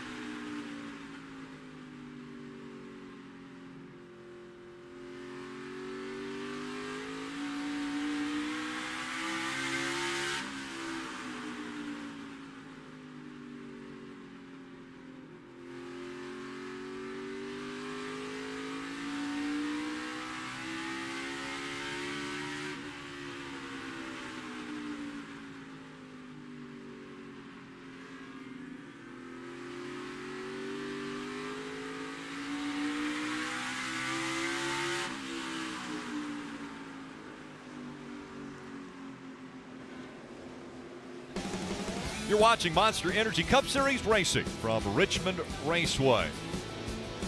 Interesting. Let's take a look at tonight's lap leaders, brought to you by Honda Power Sports. And Martin Truex Jr., who I'm going to remind you has not won on a short track, and I'm sure he doesn't like to hear that over and over and over, but he has led 113 laps already. Kevin Harvick, Brad Keselowski, both in the playoffs, 40 and 1 respectively as far as laps led. But look at what Martin Truex Jr. has done here at this track. Even though he hasn't won, look at the laps that he's led. 193 back in 2016, 198 last year, 121 in the spring here this year. So Martin Truex Jr. out front. and already has led 114 laps in this race and counting. Now it's time to, we were going to go through the field, but we are not now because the 22 has come to pit road. Joey Logano on pit road. It's that time in the stage, about halfway through. We saw some drivers break this strategy up. In the first stage, Ricky Stenhouse Jr. has already made a pit stop, so he's on that strategy again. Kelly, now we see the 22 in this pit box. Exactly, and this is something that we talked about with some of the race teams. There is the opportunity to split this stage up and try to gain some track position. Obviously, that was the call here for the 22, so they gave Joey Logano 4 fresh Goodyear tires and topped him off with Sunoco fuel. Well, this is a big move. We talk about it in the playoffs. What are you going to do? The 22 of Joey Logano says, you know what, that worked for Ricky Stenhouse Jr. I saw Denny Hamlin pass me at the end of the stage. I'm going to gamble. Clint Boyer, who's having just an awful night for him at a short track, Dave, he's now on pit road. Barely stayed on the lead lap last time. They told him for the final 25 laps, you got to run with your tongue hanging out. He did that, but he's in the same position now.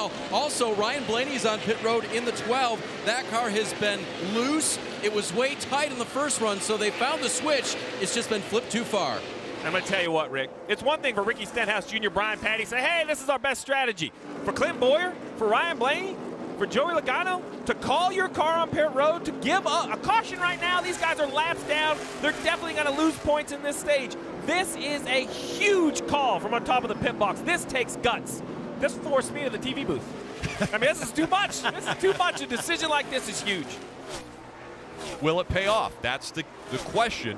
Well, they got to have it go green, right? It has to go green. And now the question is, Clint Boyer, do it. Show me how good this car can be. You have 50-lap fresher tires. The closing rate's going to be huge. You're going to have to work through traffic. It doesn't matter just how fast you are.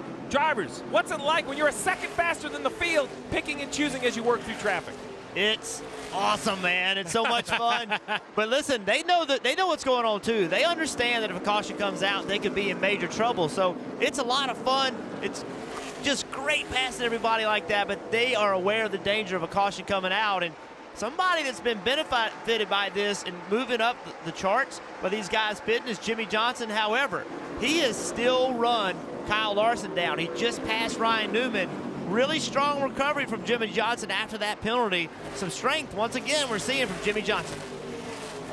Yeah, and Jeff, that speeding penalty on pit road was the exact type of thing that Jimmie Johnson told me pre-race they couldn't do. He said, we've got to stop making mistakes. I have to stop making them on track. Chad has to be right with his pit calls. Well, this team has certainly made a great recovery. Jimmie has had a car that at times has been a little bit too loose, but his latest report is that the 48 car's got a little bit tight. Well, I talked about the call that the crew chiefs make. The drivers also have done a nice job. This is Chris Buescher. This pit road entry can be very, very difficult. Look, he tries to get on. He drives over the pit box, so he has to abort. He can't come to pit road. It'll be a penalty. He goes back on the racetrack, pits the next time by, but gave up all that time, right? Slowed down to try to make it. Last lap on the track, Jimmie Johnson was the fastest car out there. He just took 10th position from Kyle Larson to get in position to gain some points, gain some extra points at the end of the stage. Next person in front of him is Kyle Busch. About a second, 2/10 ahead. Both those guys are pretty quick right now. There goes those new tires, Chris Buescher. Well, Logano is running 18th. Again, scored a lap down. Paul Menard also had come to pit road. Ricky Stenhouse Jr. on the same strategy. Blaney and Bowyer all trying that same strategy. McMurray coming around lap 152 to 156, giving them an opportunity to have fresher tires, but do they have enough track time now to get up into the top 10 to make it pay off? Well, it's going to be tough. 35 to go. Joey Logano's still a lap down. And here's the problem. We talk about traffic with Denny Hamlin. He's trying to do his best, but he just can't pull over. You got to go 3 wide. Joey Logano on the top of the racetrack. He has to get all the way up and unlap himself and then try to drive back through the field. Joey Logano currently going into turn 1, while the leaders are down here at the other end of the racetrack. We saw Denny use this strategy in the first round, Steve, but he's not using it this round. Was it just too hard on his crew chief's heart that first time? It was for mine, so I know it had to be for his. Imagine trying to do it twice. So look, you're talking about Joey Logano and how much ground he's got to make up to get back in the lead lap. Well, this is it. Martin Truex Jr. coming off turn 4. Okay, so let's go all the way around the racetrack. Here's Joey Logano. He has well over half a racetrack to go just to get himself back in the lead lap. Now he's got way faster race cars because he has fresher tires, but Rick, long way to go. And a lot of traffic to get through. Martin Truex Jr., winner stage 1, still out front in stage 2.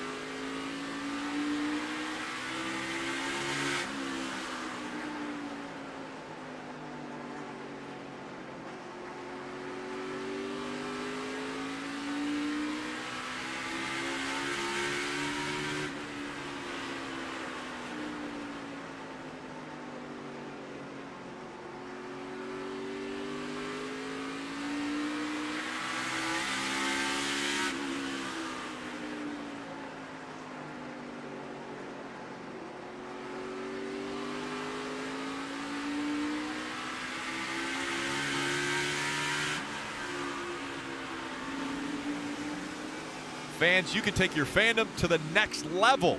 Get the latest t-shirts, jackets, hats, and diecast, all at NASCAR.com/shop.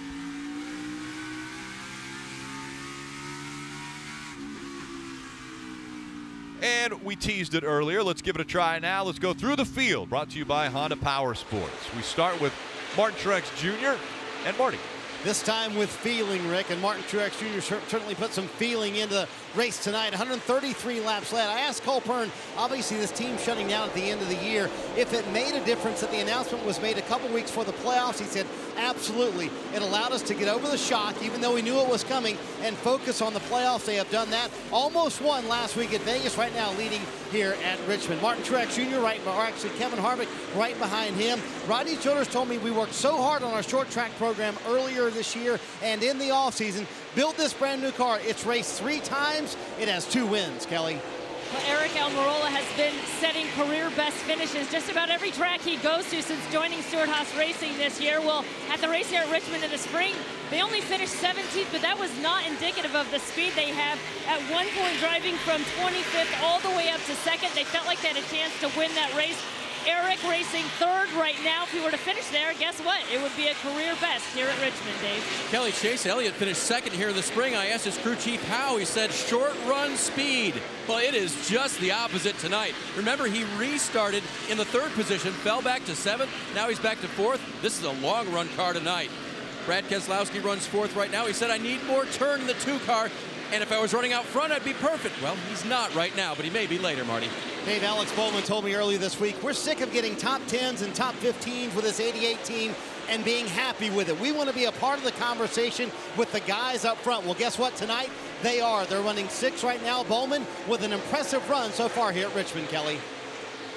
Austin Dillon there in the 3 car. Well, they had a respectable finish last week at Las Vegas. It was an 11th place finish. When I asked his team to describe Austin here as they get to the playoffs, they called him clutch. They said, look what he did to win the Xfinity Series championship years ago, and look what he did to win the Daytona 500 earlier this year. They like having that driver behind the number 3 car. Right behind him in 8th is the 41 of Kurt Busch.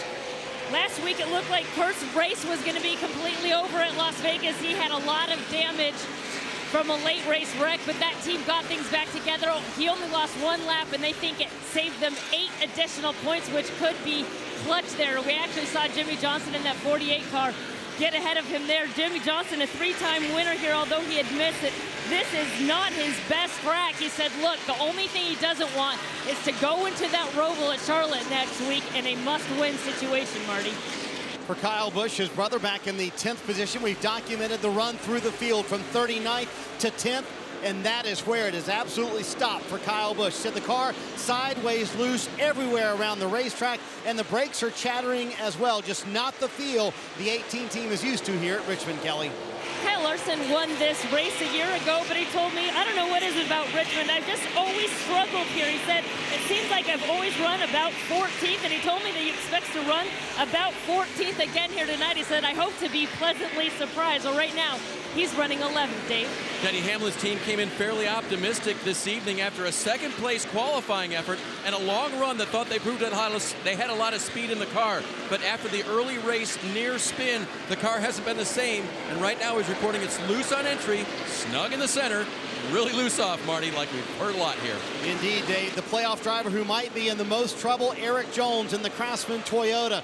Remember, we talked about the problem on pit road, a mistake on pit road that led to a penalty, and then a miscommunication that led to another stop to make an adjustment. Right now, wheel hop and brake shake in that 20 car, Kelly. He said, I'm doing all I can.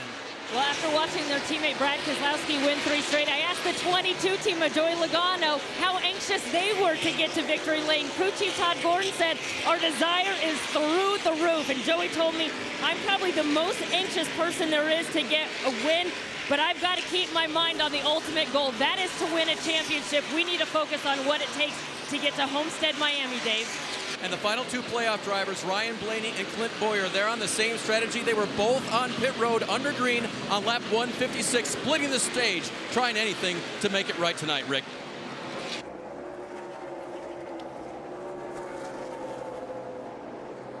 And Clint Boyer back there in 21st as we go NASCAR nonstop from Richmond.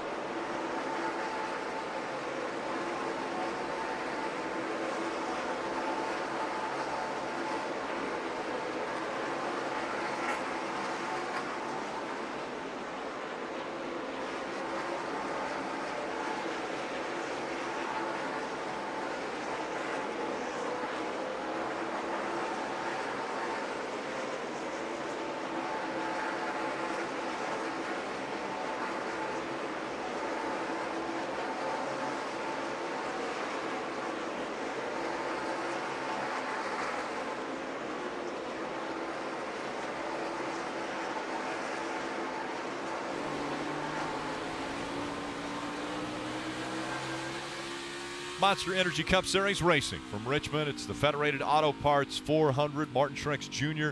still up front. The big stories, though, as just 8 laps to go in stage 2.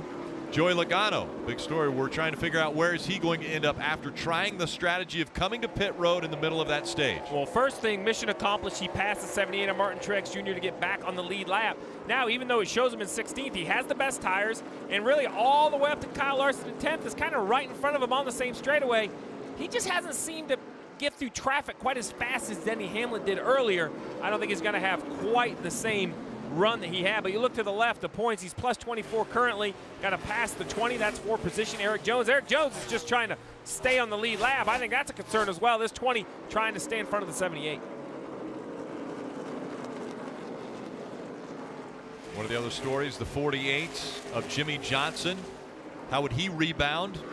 And he's in the top 10, running in the 8th position. Yeah, from that speeding penalty, that's a great recovery. Yeah, guys, two people on the same strategy that you were talking about, Joey Logano, the 12 of Blaney. He's working hard and trying to get himself a lap back in the lead lap with Truex, and also right behind him, the 14 of Bowyer. They're both on newer tires trying to get to Truex. Can they get there? There's Truex. They need to get there in 4 laps to unlap themselves. I think one of the other big surprises that I'm seeing in this race, this is short track racing, and there has only been one caution, and that was for the end of the stage. They have almost gone 200 laps with no incident on the track between drivers. Now, Ricky Stenhouse Jr. almost spun Denny Hamlin, but they were able to recover from that. So, Rick, in the spring race here, no cautions in the first 2 stages and 4 in the last stage. So, don't get too comfortable over there. So you're saying the possibility exists that it could pick up as far as action at the action track. All right, you mentioned it, Jeff. This 12, they got to go, right? They got to get their lap back. Coming to 3 laps to go right there. The 12's watching the 21. He's hoping that Paul Menard can at least get by the leader. If he can't get to Martin Truex Jr., he at least wants to try to get that lucky dog. And that orange car back behind the 4 of Kevin Harvick, that orange car of Clint Boyer. It was a bold strategy call to come and get fresh tires, but you got to get back in the lead lap. Will he do it? It's going to be close with only 2 to go, guys. And if he can't, he's pulling hard for Blaney to get by him. That way he would be the first car 1 lap down. So maybe he can't get there, but it'd be huge for him and his team if at least Blaney gets him. I think Blaney's going to get him. It's going to be close on Bowyer. Coming up on 1 lap to go in stage 2. Logano has made his way up to 11th, trying to get into the top 10. Now 1 lap to go. Blaney has been able to get in front of Martin Truex Jr. and unlap himself. Here comes Bowyer trying to unlap himself also. About a half a lap to go. The 14 trying to get in front of that 78. And Martin Truex Jr. will sweep the stages. He wins stage number 2. Kevin Harvick, Eric Almirola finishing 3rd. Joey Logano has got by Kyle Busch. I think he's going to store stage points as well, so that's twice. Can Logano get the 42, though? Right in front of him. Those fresh tires not quite to the 42, but he's still got back in the top 10. About 2 car lengths back, so Joey Logano will gain a point for finishing in the top 10. And again, points so valuable, knowing that the road course at Charlotte coming up. But it's all Martin Truex Jr. here at the short track.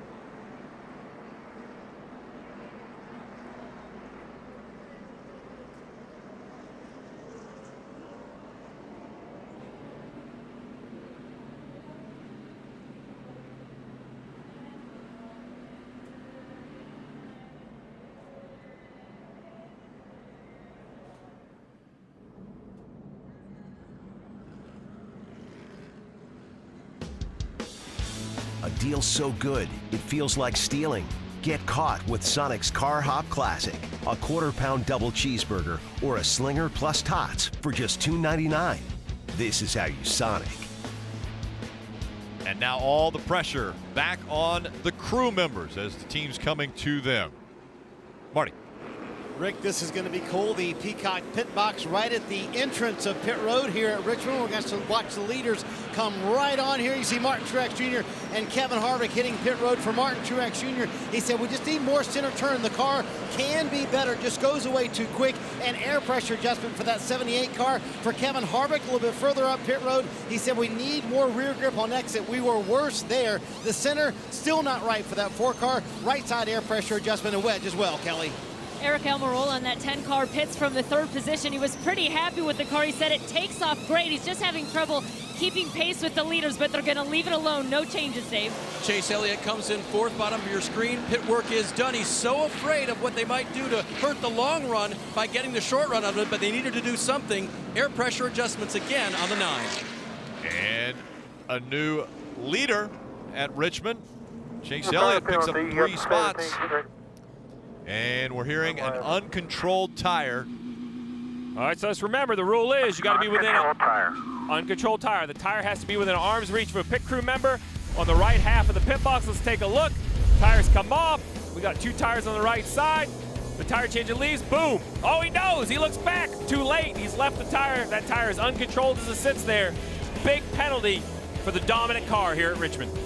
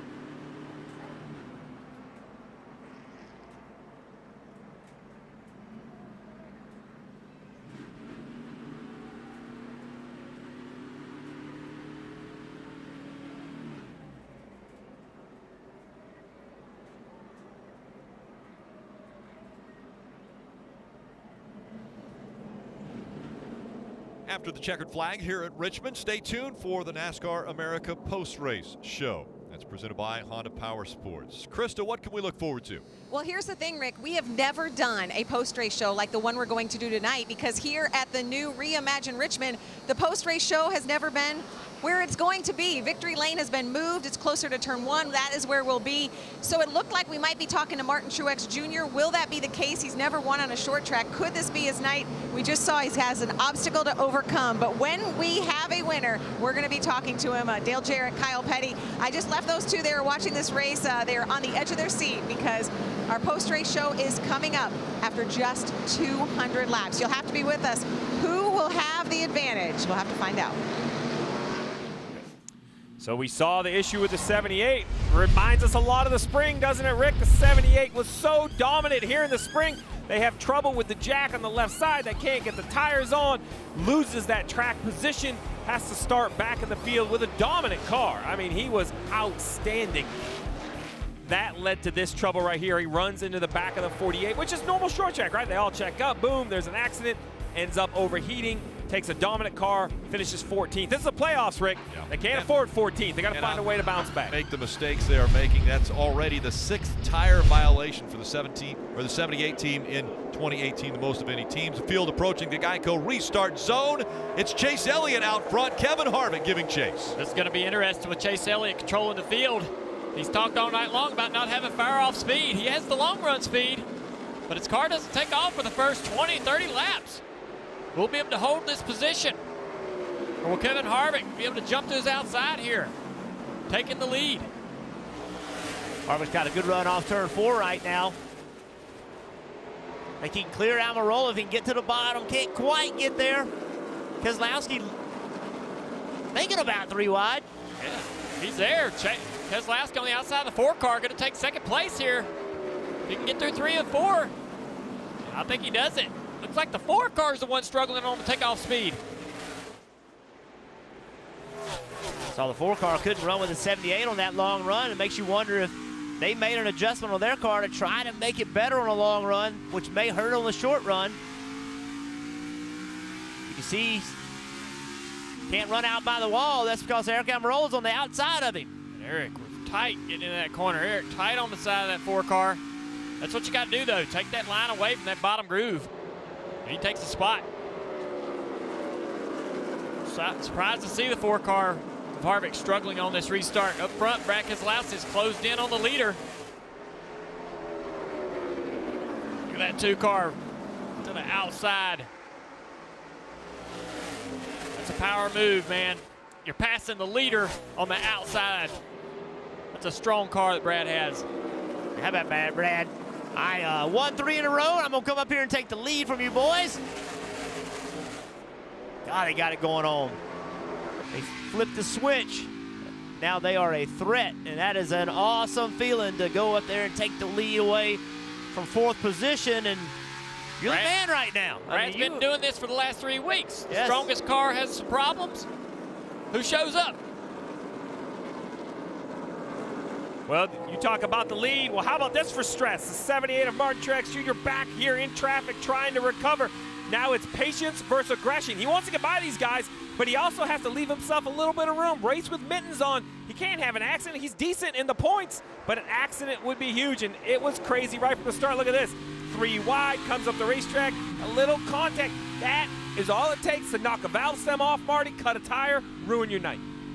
And Steve, you know, as a crew chief, you got to stay aggressive. Cole Pern reminded Martin before the restart, hey, we got to stay in the game here. We have the best car. And he also reminded Steve, we've already had a very good points night. They've already collected 20 points that will go to their column because they won both of the first 2 stages. He reminded him of that. Truex said, I'll do the best I can. But, Coach, you got to be a coach sometimes, right, Steve? I tell you what, Marty, that's a great point. You know, that's one thing that I don't think we talk about enough with these stages. Dale, when you and I raced, if you wrecked on the last lap, it didn't matter what you did all night. No points. You run in the back. Now with these stages, he's won 2 stages. That's 20 points guaranteed in his bucket, not to mention those playoff points. Looks like to me Kevin Harvick's car has started to fire off, starting to put a little bit of pressure on Erik Almirola. Erik was just starting to put pressure on Chase Elliott, but now, you're right, Jeff. 4 car starting to get stronger as these laps click off. I was a teammate of Kevin Harvick's for a long time. It wouldn't surprise me if Kevin Harvick didn't take off at the start of this run. He has a lot of discipline. We see him do that at racetracks and eat tires up. Atlanta comes to mind. He'll give some spots up, then he comes back and gets you later. So don't count Kevin Harvick out, Marty. Well, Jeff, we've really seen this from the 4 car all evening long. Takes about 10 laps for it to come in.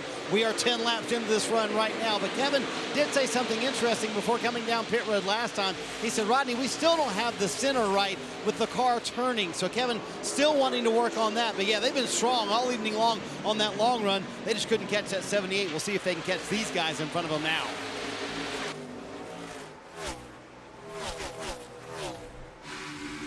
Here we go. We get to ride along, get to look at a little driving style.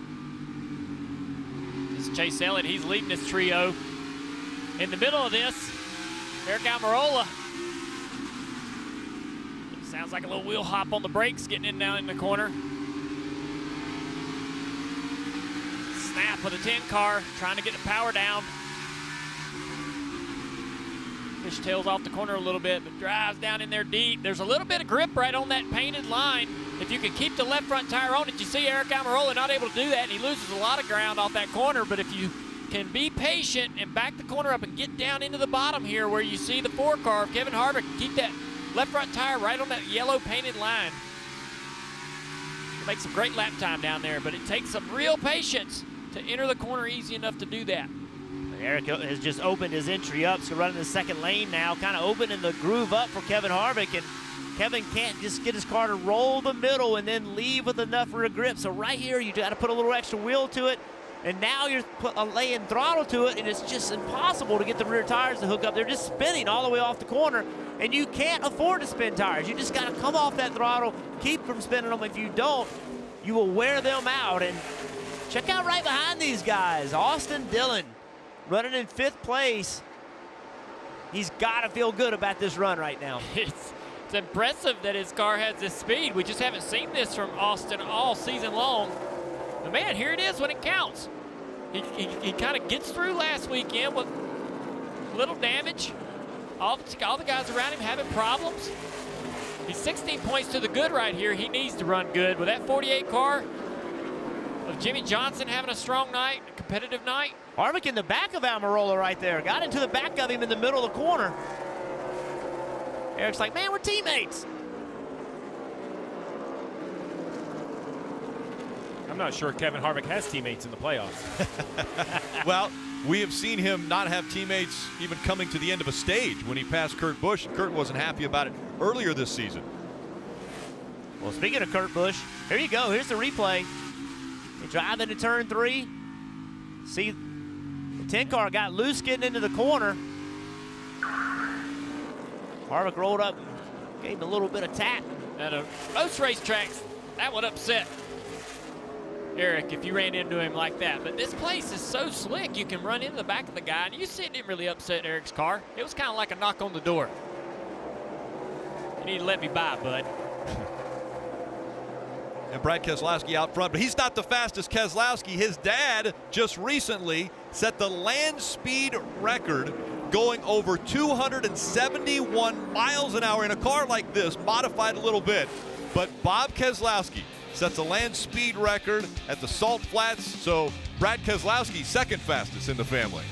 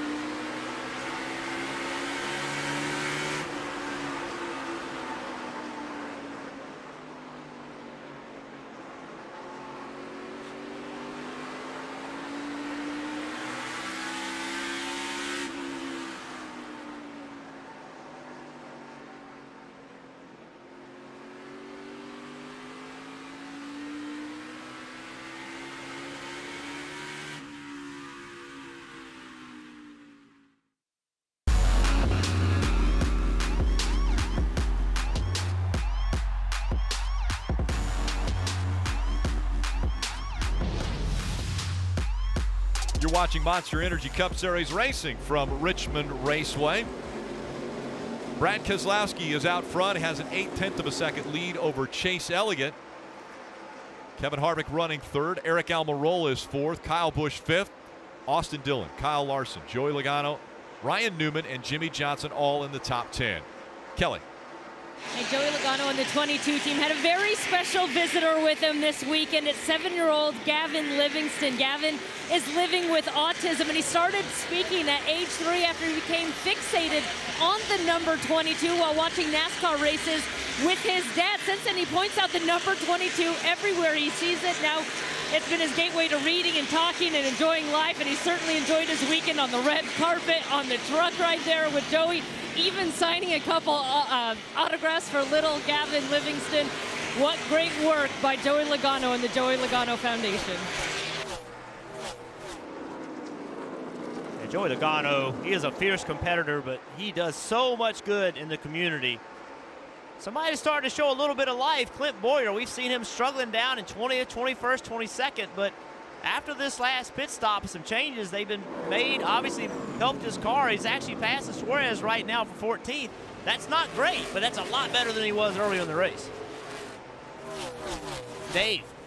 And Jeff, he's still calling the car crazy tight center to start this run. He's hoping that'll improve over the course of these laps.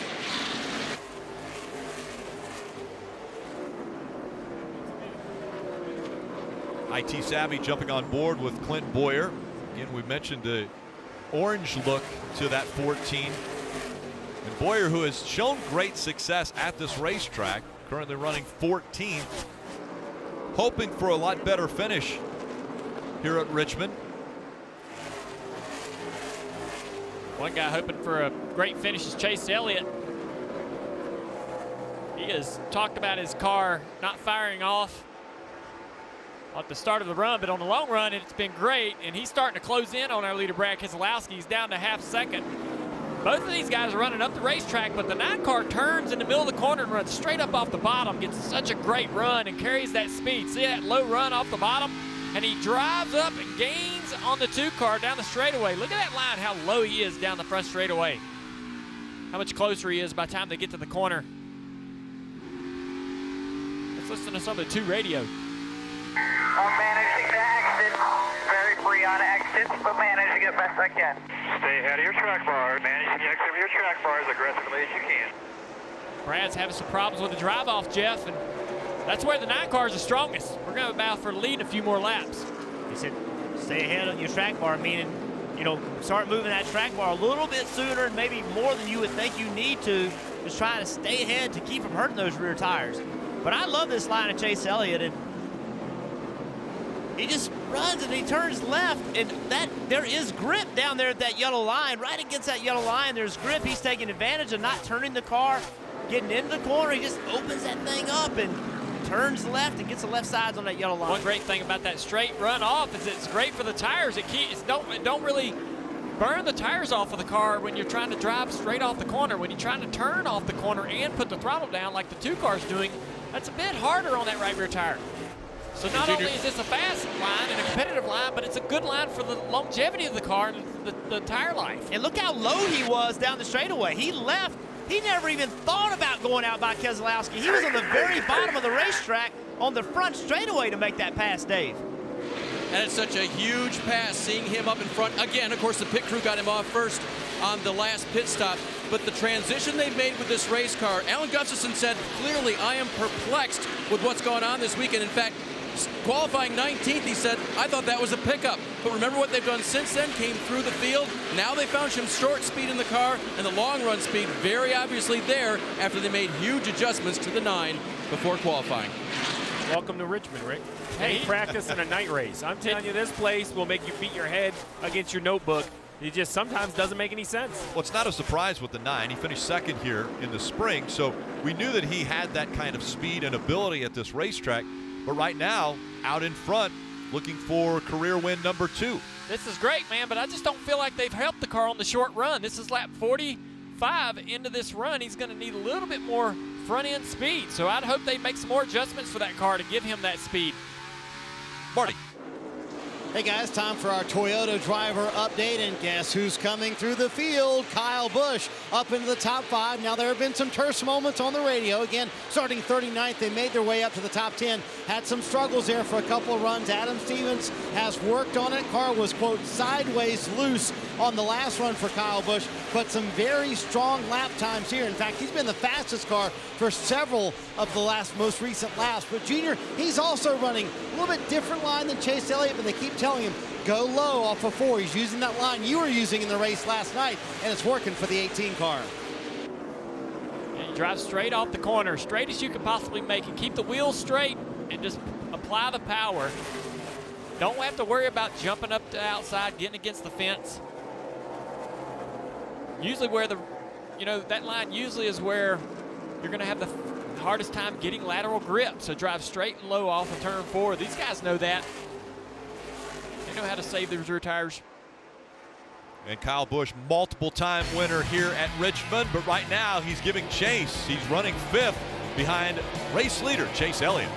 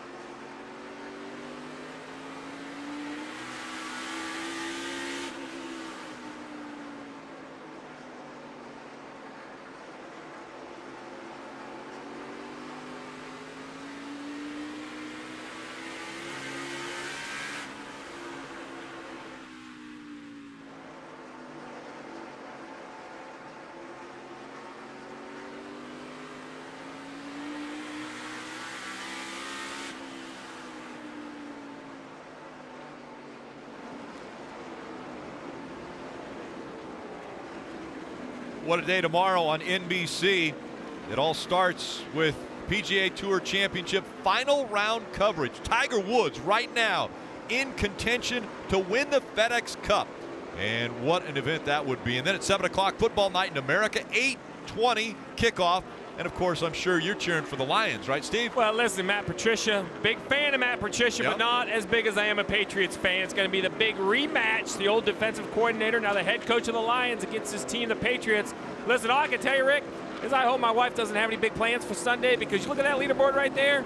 Looks to me like I'm going to have a long day of television. Tiger Woods, 3 strokes up. What a day. Look at those names, too. Tiger Woods, Justin Rose, McIlroy, right there in the hunt. They were throwing darts. 3 strokes back from Tiger Woods. Can Tiger Woods win and go on to win the FedEx Cup? Well, right now it's mathematically possible. More than mathematically. I mean, what he did today, that run on the front 9. Yeah, 6 of the first 7 holes he birdied. Look, nothing like playing with you, Rick. Kyle Busch still driving through this field. He's all the way up to 4th place here, right behind Kevin Harvick. I'm really surprised this 18 car seems to just get better and better on this run. Didn't think they had very good speed at the start of the race. At one point, Harvick was catching Brad Keselowski, but that's come to an end, and now Harvick's trying to hold off Kyle Busch. Kyle Busch, a handful of times he has gone to victory lane here at Richmond, and everyone around him, as far as wins at this racetrack, is in the Hall of Fame. Marty. Hey guys, Kevin Harvick in third spot right now, kind of hanging on, to be honest with you. He's come on a couple of times on the radio, told Rodney Childers we've killed the center. They really haven't solved that all night long on the 4-car. He also said, I have no drive from center off, but Kyle Busch behind him getting much better. Said the car is still free, but clearly they're getting strong on that 18 as they go on, Rick. Well, Steve, we have to think about the pit strategy now, because they can't make it all the way to the end. They have to come at least one time. But would you, as a crew chief, maybe break it up and come 2 times? Well, we saw a bunch of drivers choosing to pit in the first and the second stage. They didn't need fuel, but they took tires. So I do think there will be some drivers that come to pit road in the next 10 or 15 laps, knowing they're going to come an extra time. They're going to pit twice, but we've seen those new tires. Joey Logano did it. Denny Hamlin did it. Cars with fresher tires, it's 1 second a lap. It's only a 24-second lap, so in 25 or 30 laps, you basically unlap yourself. So I think you're going to see a differencing of strategies here in the next 10 or 15 laps. Race leader Chase Elliott, he's got to stay conventional, stay out on the racetrack, or could he set the pace by coming potentially in the next 10 laps? Man, I think if I am Alan Gustafson, I'm going to leave my car on the racetrack and only pit once, Jeff. I think it'd be too big of a gamble for the good run they're having. I don't think they can lose the race that way. I just think they're better off to stay conventional 1 pit stop. Yeah, I agree with you. I think that they're kind of going to have to play that strategy. We see right here, we saw Kyle Busch ran Kevin Harvick down. Then once he got to him, he just has not been able to do anything with him. And now Kevin, through traffic, is starting to get away from him. And that's really frustrating in a junior. But the worst thing you can do if you're Kyle Busch is start driving harder. That's only going to make your car go slower. It's only going to hurt your tires. That's why short track racing is so hard. You don't have enough grip to drive the car harder, but you, as a race car driver, know that the harder you drive, the faster that car might go. That's what's so difficult about racing on a track that eats the tires up. Yeah, we don't know how hard Harvick was pressing. Maybe he had a little bit in the bank, but it's impossible not to drive harder when you run a guy down. Man, when you get within a couple car lengths of that guy, you drive harder because you're trying to think about how you're going to pass him. And then he drives away. And he's seeing Kevin Harvick's moved up the racetrack. He knows Kevin Harvick wants to run the middle of the racetrack, and he wants to run the bottom. So he hasn't changed his line. So for right now, Kyle Busch, he wants to be on that bottom of the racetrack as we're starting to see some race cars hit pit road. Dave. Denny Hamlin is in. You saw him on the side of the picture there, and Ryan Blaney is in. For Hamlin, he said, you have got to tighten me up. I just need this car to be not so loose. Most recently for the 12 of Ryan Blaney, just been losing time on exit of the corner.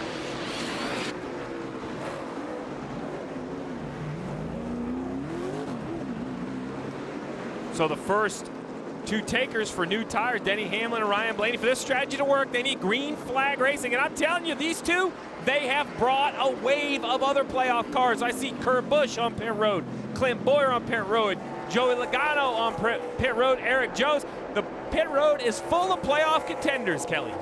And Kurt Busch gives up 11th position to come to pit road. You saw the chassis adjustment there. He has been loose since firing off, and even with previous wedge adjustments and air pressure adjustments, this car's just too loose and has no grip, Dave.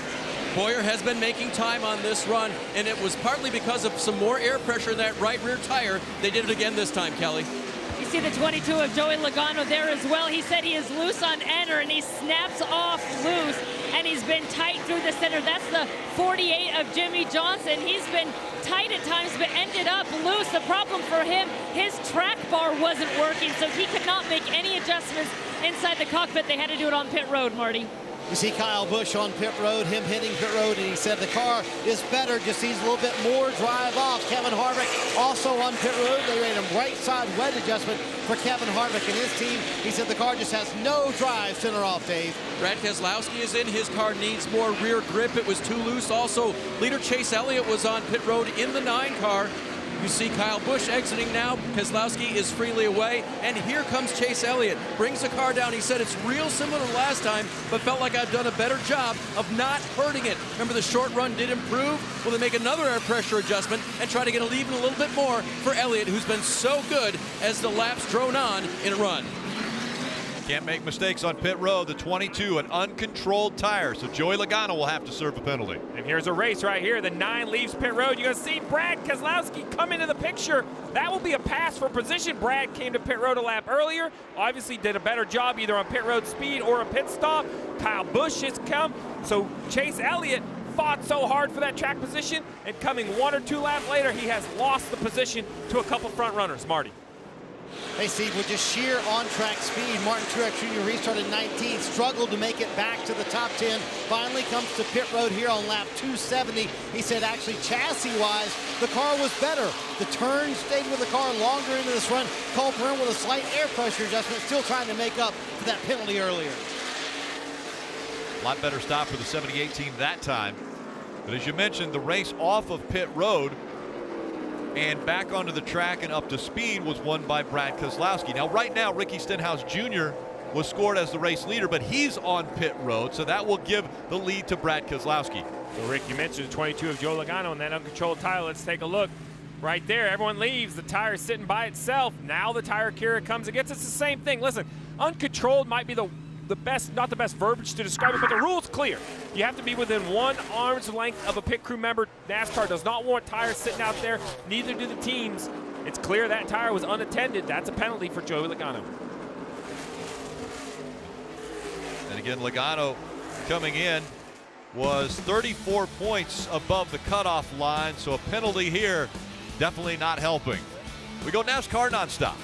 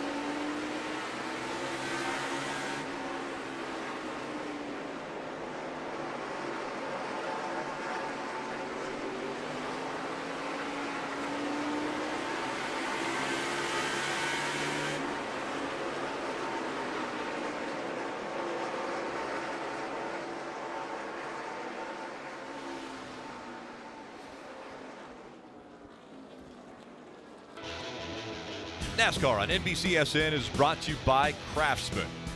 We build pride. FanDuel.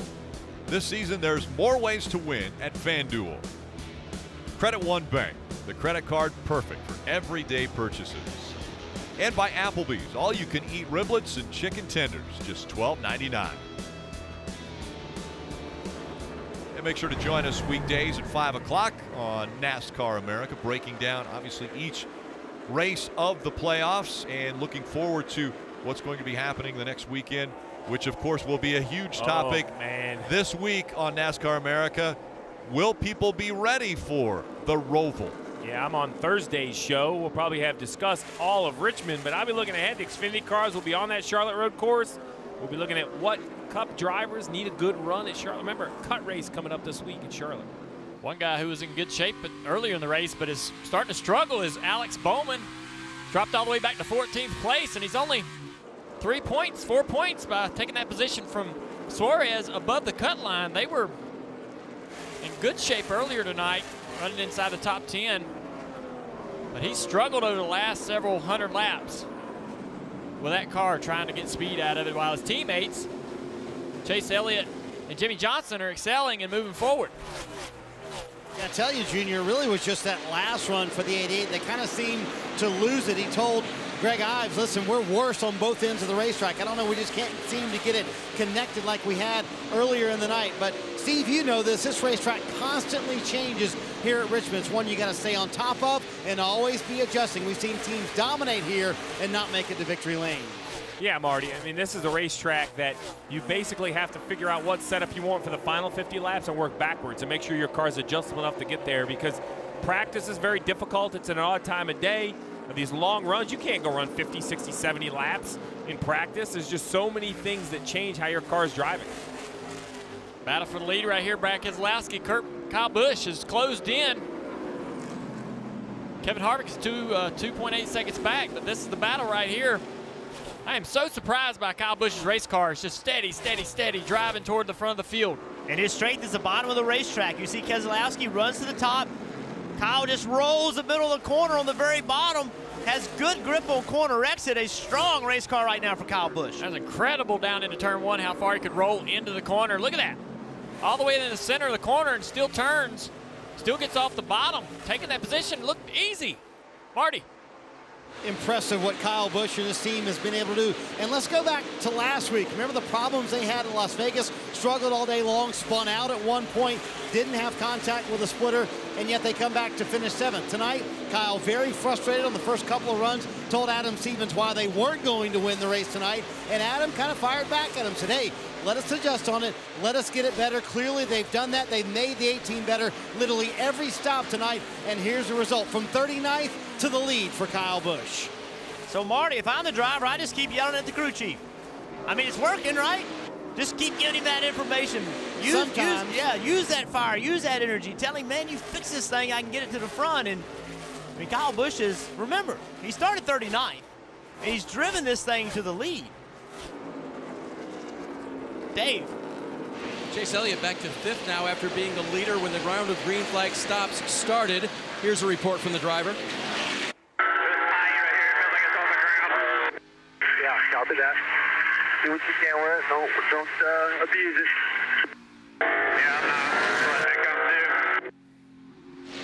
The main thing that they've been discussing not abusing is that right rear. Dale Jr., can you tell me how you would abuse the right rear maybe on the short run right after a pit stop?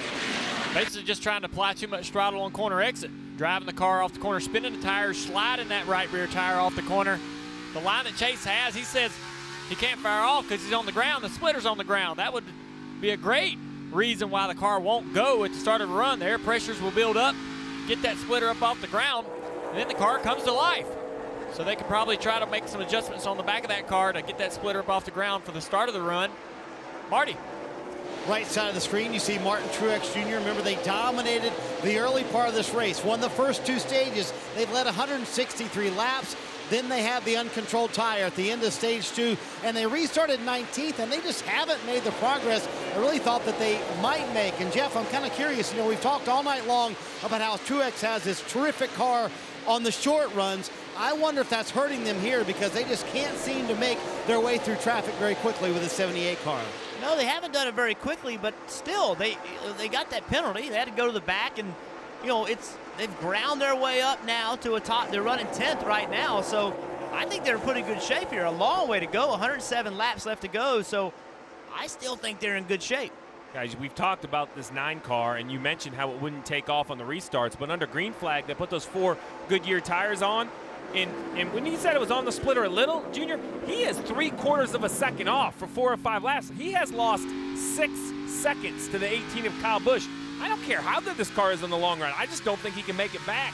They're going to have to make some changes if there's another round of green flag pit stops. You're right. In the first 30 or 40 laps, he's going to lose 6 seconds, and now he's gaining that time back only a tenth at a time. Yeah, I mean, he's giving it away in buckets, and he's winning it back in teaspoons. And that's not going to work. No, it's not. It's worse on green flag stops because under caution, you come out, you warm your tires up, you get them ready to go. They builds a little bit of air pressure. Under green, you don't have that opportunity. So you roll right off pit road, you drive it in the corner, and you're on the splitter. And it's still going to be on the splitter under a caution situation, but much worse when you go under green. So the question is, you know, it's easy to say, well, let's make some adjustments. But to have a good car, what if they don't help the short run and hurt the long run? Look, he's only 11 points to the good, Junior. A win would be wonderful, but they know with this car they should end up in the top 5, top 6, right? Can you gamble? Can you make a big adjustment? I'm not sure you're guaranteed to fix the short run speed. Yeah, with 100 laps to go, I mean, it won't be long. We won't have to worry about a long run. We're not going to have one. It's going to come down to who can go and make it happen with 20, 30, 40 laps. Hey, guys, looking at those numbers on the left, only 11 points above the line is 9th. So 4 spots above the line, 11 points. Down to 27 points below is the 11 of Denny Hamlin. Looking forward to 1 race to go in this round, and everybody from 9th on down has to be nervous because you have the road course at Charlotte coming up, and there's not a cushion there. Well, look at Erik Jones in the 6th position, plus 24 guys, currently running 5th. I don't think he can do a better job, Burton. Yeah, and I think Blaney's got to be really nervous. He just got lapped. 101 to go in Richmond. Something tells me things are going to get interesting here in just a few laps.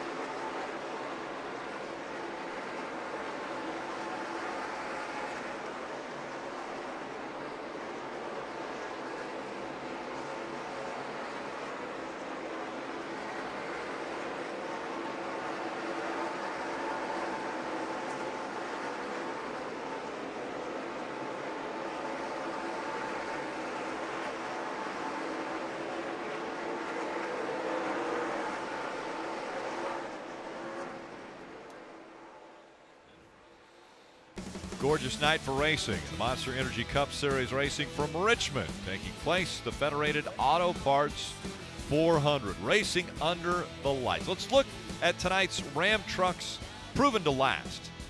Well, I want to know how many cautions are coming into the spring race. There were 4 cautions in the final stage. We really not had any cautions for action tonight. How many are coming? And if we don't see those cautions, pit strategy. About 25, 30 laps, you expect everybody on pit road, but what lap you pit could make the difference. 1 or 2 extra laps, big difference on speed. When they come to pit road, they need to minimize the mistakes. Can't have those uncontrolled tires or speeding penalties. And it's all going to come down to who can get their driver off pit road first. Well, you talk about mistakes. We have seen a plethora of pit road mistakes by playoff contenders. It started with a 20 of Erik Jones. You see the wedge wrench falls out, lands on the deck lid. The gas man, he's pointing to it. He's not allowed to touch it. If he touches it, it's a penalty as well. It leaves there. Then how about Brad Keselowski? No penalty. Good save here by the tire carrier. He sees it. Oh, look at that. Good catch. Slows the pit stop down, but better than a penalty. Opposite here on the 78. Tire changer leaves, and he knows right away, oh, no.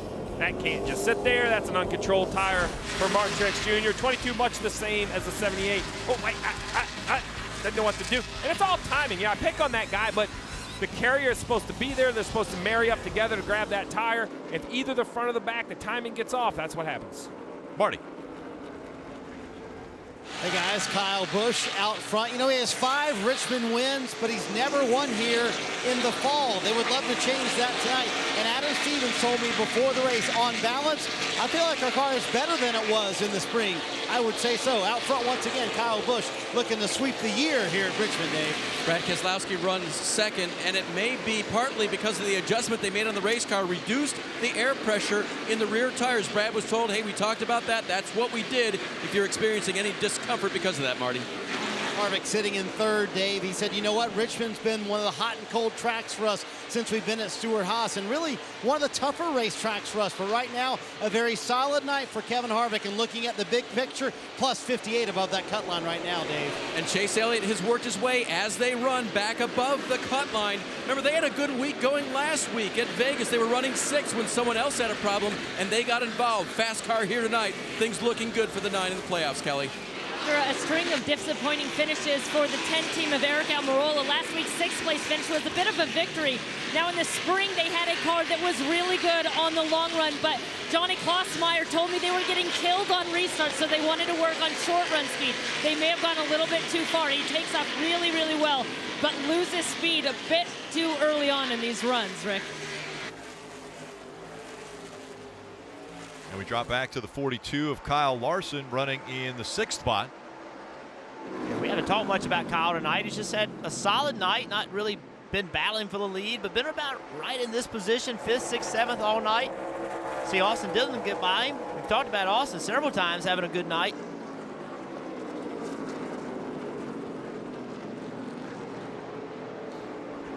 Again, you see there the top 14 drivers, all playoff contenders. Then it drops back to Blaney running 17th. Logano is 19th. Kelly.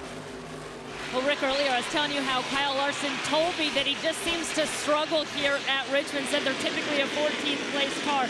So their goal for tonight, he said, we want to collect as many stage points as possible, and we just can't do anything dumb. Looking ahead, Kyle said he wants to gain at least a few more points at that cutoff line so that they don't have to do anything too crazy or throw any Hail Marys when they get to the Roval next week. Well, as they run right now, Kyle Larson in the 8th playoff position, 18 points above the cut line. Well, we've seen Joey Logano's a lap down after their penalty. Blaney a lap down just because not running well. Well, here's Erik Jones in his 20 car. Kyle Busch is coming. You do not want to go a lap down here. So if this thing goes green, it will be interesting to see if this 20 car does something on strategy to try to get themselves in a better position. It's interesting, the 18 car of Kyle Busch running up front. Remember, he had to start in the back because of body modification issues that they made after they got through tech. So he starts in the back. Well, that has almost been the story of Kyle Busch's career in NASCAR. You know, he started racing in NASCAR when he was 16 years old in the Truck Series. He actually drove for Jack Roush, and when he did that, at the time, they decided, wait a second, we can't have 16-year-old drivers out there when we have Marlboro as a sponsor. So they had to take him out of the truck. And we see the 41 on pit road now, Kelly. Yeah, from what I can tell, this was a planned pit stop. Kurt Busch has just been saying that he is way too loose. He was loose firing off and didn't get any better. He had no grip, so I think they just wanted to come try to make another adjustment to help him out. Fight for second now. Harvick, Keselowski. going at it door to door again. Harvick surging ahead now, takes second away. Kyle Busch, Kevin Harvick running 1 and 2. See Kevin Harvick's car, even though he took that spot, you can see him on the straightaway, front straightaway, still spinning the rear tires. That shows you how hard it is to drive these race cars and how worn out these rear tires are. And both continue to try to chase down that 18 of Kyle Busch. Now Kevin Harvick is 4.9 seconds back from Kyle Busch. So Kyle Busch has been a dominant driver in the Truck Series, in the Xfinity Series, and in the Cup Series, but it hasn't been without struggles. Again, at 16 years old, he was having great success, but they said, you're too young, we got to pull you out of the truck. Dave. Ryan Blaney told his team the entry has been better. You need to tighten me up, though, a little bit there, but keep it turning in the center. Wedge wrench going in the rear window, 4 Goodyear tires, and a fill of Sunoco fuel.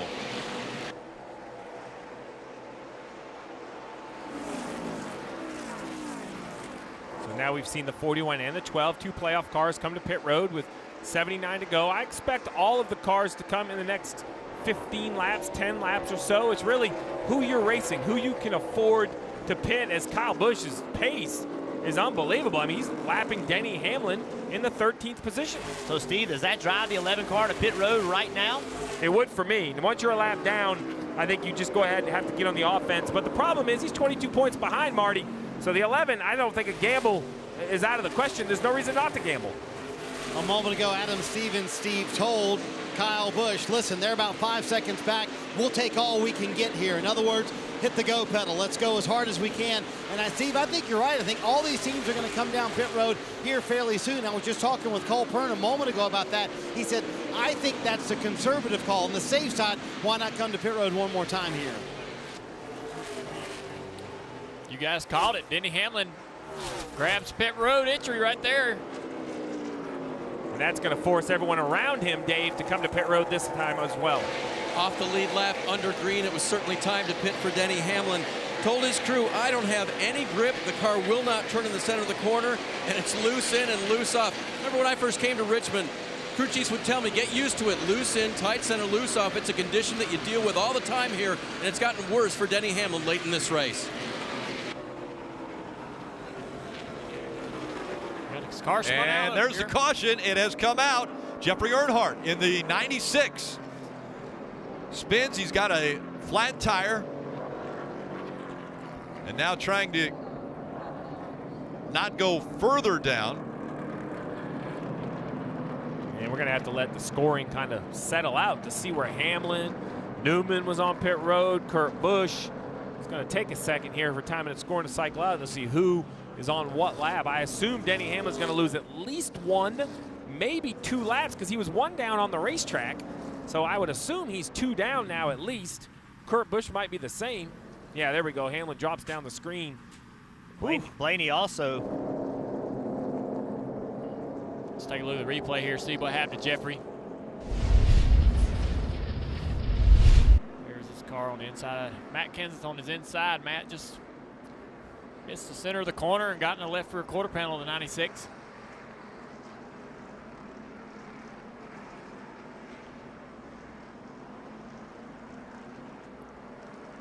And some contact with the outside wall there for Jeffrey Earnhardt. All 4 tires did stay up. Looked as though he had a flat tire when he pulled away, but all 4 tires stayed up. He'll have to come to pit road, put 4 fresh tires on there. A little aggressive run there for Kenseth. Yeah, he was on new tires. He had just come off pit road. I think he had a commitment line violation as well, so he's multiple laps down and just makes contact. Jeffrey Earnhardt doing nothing wrong, gets spun out. So small things in a race, Steve. Think about the job Erik Jones did right there to stay in the lead lap. Stayed in front of Kyle Busch. Kyle Busch was putting a lot of pressure on him, but he focused, stayed in the lead lap. That keeps him in the game. Also, Bowyer, he's been able to stay in the lead lap. So both of those guys, even though they're struggling, there's only 12 cars in the lead lap. Good job staying there. Now the door's open to get something good to happen. This hurt Ryan Blaney because those guys came to pit road. Yeah, you mentioned it. Blaney's 2 down, Hamlin's 2 down, Kurt Busch 2 down. Right now, Ryan Blaney's only 2 ahead on the cut line. The leaders hit pit road. Marty. And guys, you can see the leaders come in. Look at that gap Kyle Busch has as well. And that's what Adam Stevens was talking about. He hits his pit stall way before Kevin Harvick does. Harvick said the car is loose in. It won't turn the center very well. We're better on exit, but we're still not right. Going to be an air pressure adjustment for that 4 car. And for Kyle Busch, he said, I know we're faster. The exit is much better. Adam Stevens simply said, we'll just put some tires on it, Dave. Brad Keselowski's car is loose. They're going to put the air pressure back in the rears the way it was and then go to a chassis adjustment to try to achieve a little bit tighter race car for Brad as they go to work changing 4 Goodyear tires, filling it with Sunoco fuel and trying to gain positions on pit road. And race off pit road, very close between Kyle Busch, Kevin Harvick, and Brad Keselowski, all holding their positions.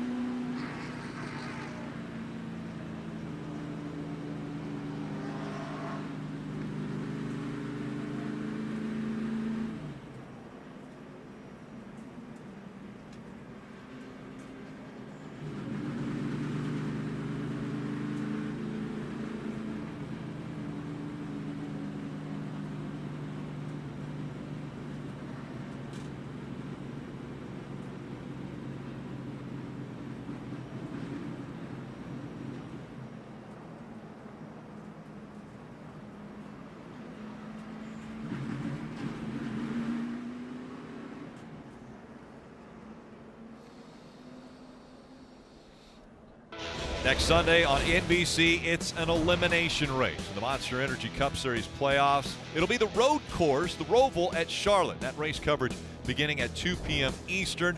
And we're getting ready to see some crazy action, some incredible action here at the short track. But the reason being is that they have to face this beast next week. You want to make your head hurt? How about 17 turns? Look at this, a slow section of infield. Go in here, you loop the infield, you come out. Up on the banks, 1 and 2, down the backstretch. A little chicane just to make the backstretch interesting. Run 3 and 4, and then another chicane to the start-finish line. 17 corners is too much for my brain. And I'm going to tell you, if you think the map's crazy there, drivers, how about testing? It has showed us that this is not an easy track. Just a few incidences during testing. See right here, hard contact.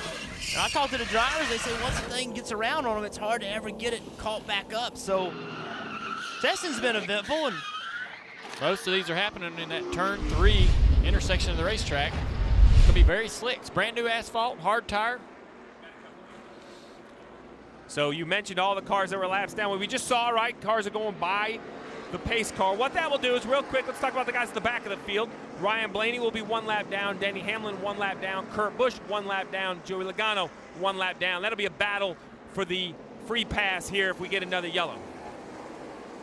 If we get another yellow. Interesting you say it that way, Steve. I'll go farther to say we will. It's not an if. Win. It's yellow. more win. But how about for those of the guys that are 1 lap down, but guy, how about the front of this field? Has Chase Elliott fixed their fire-off speed? Yeah, it is stacked right here. Kyle Busch, Kevin Harvick, Brad Keselowski, Chase Elliott, Eric Almirola, Austin Dillon up there in the 3rd row. 2 by 2, they come through 3 and 4. 67 laps to go. Short track racing under the lights. Kyle Busch, Kevin Harvick firing off on the restart. Kyle Busch with a great restart. 3 wide back there with Truex. Harvick struggling up on the top. Couldn't get his car to turn in the middle. Keselowski to second. How about Jimmie Johnson back there? He's moved up to 6th. Keep your eye on Chase Elliott. Struggled on new tires. See if they fix that car on this long run here to the finish. See this front straightaway, this D-shaped front straightaway right allows here. people to turn left. Right in the middle of the straightaway, you can turn left and just beat a guy to the corner and getting underneath him. Keselowski going to try the outside. Brad knows that 18 car was great on the last long run. He wants to be able to take this lead now if he can. Try to get that 18 in dirty air behind him. Not allow that 18 to sit there and wait for them tires to come in and drive away. How about Kyle Busch? He wasn't even worried about being on the bottom of the racetrack. He just drove the car in the corner, didn't stick on the bottom, throttled up. Look at him. He's not worried about being on the bottom. Using those tires to his advantage. A lot of grip right now. Starting to slowly pull away from that 2 car. A little bit at a time. Half a car here, half a car there. Marty.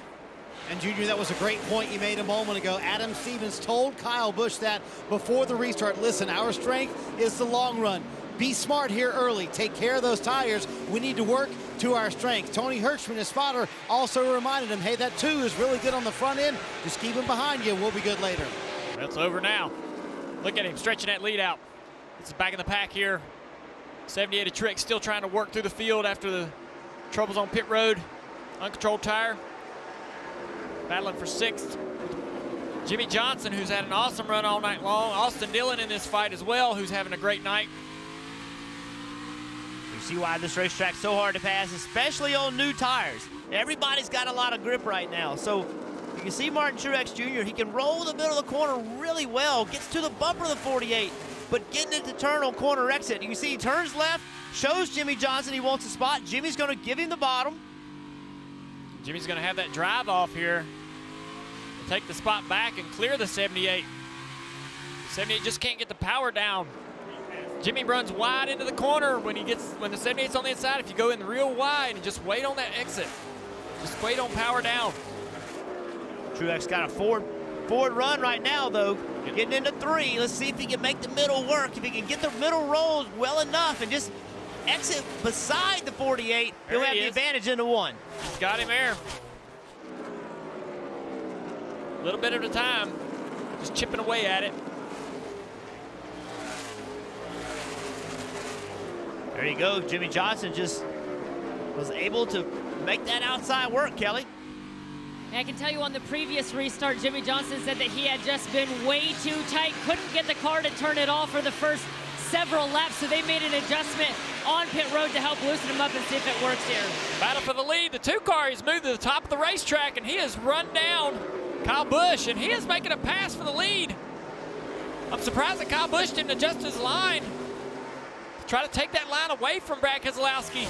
Too late now. There's nowhere to go. Keselowski's there. Kyle needed to make that move just a little bit sooner. Wow.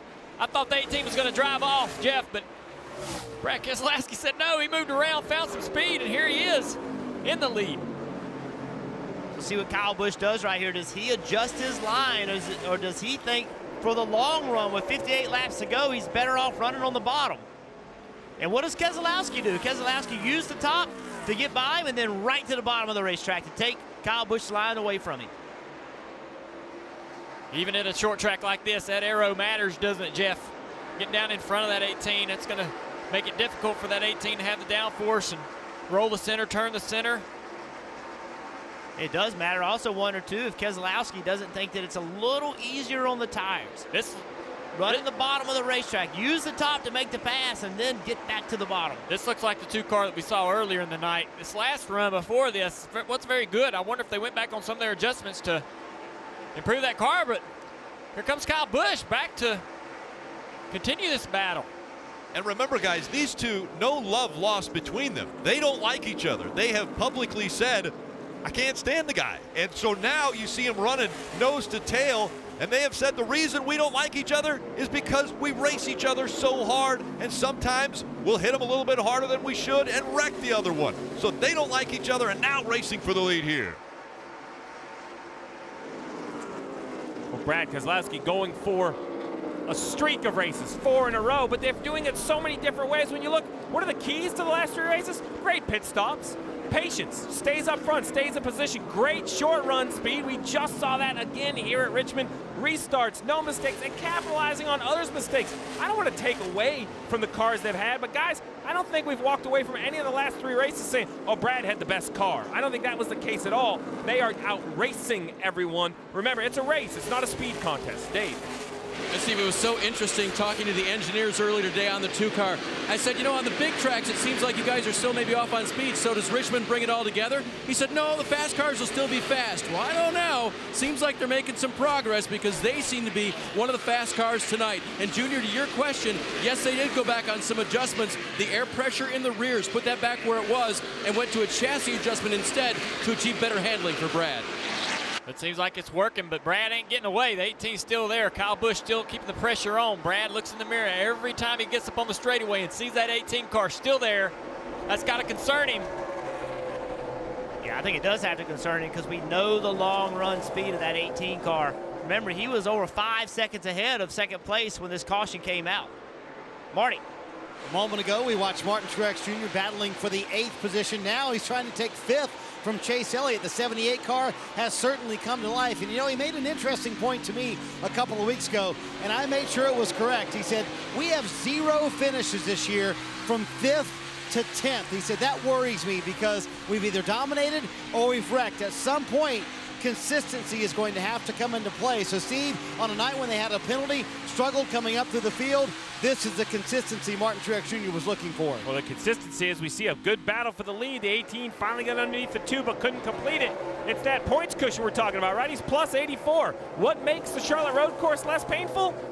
Not making it matter. He may not do it with a win, but he could do it with points, lock himself into the next round.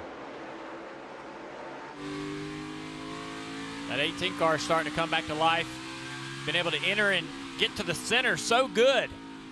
And drive up under the 2 car, but it's going to be hard to make this pass on the inside. Brad's pretty comfortable on that outside line, getting a good drive off.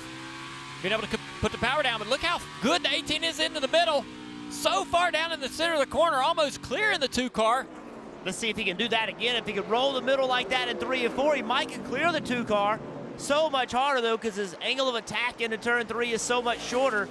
Now he's got to do all of it again. He got door-to-door with Keselowski, couldn't make it happen. Now he's got to start from scratch, find a way to make it happen. Brad takes that line away. Like you said, he's taking that line away on that entry to 1. Brad, though, is having a hard time holding that bottom as well as the 18 car. 18 back to the inside here, down in turn 3. Oh, he's almost into the quarter panel. Almost hit him. Guys, is there any chance Brad is just running as close to the 18 as he dares and save tire, or is this just all that the 2 car has? This is too much pressure. You don't want him this close, especially Kyle Busch. He wants to have at least a 10 car length or a 15 car length cushion and be able to manage that. He's not able, you know, this isn't something he's trying to manage. Doesn't want to feel this kind of heat. I'm glad you said that, because if you'd have said this is okay, I would have strangled you. This is too much pressure for a crew chief. Give me 10 car lengths or 15 or something. But how about right behind him, Brad? You know, Kevin Harvick, he's just lurking, right? He's right there waiting for these guys to make contact, make a mistake. Yeah, he likes to see them continue to run side by side and allow him to close in. The battle continues up front. You're not going to miss a thing as we go NASCAR nonstop.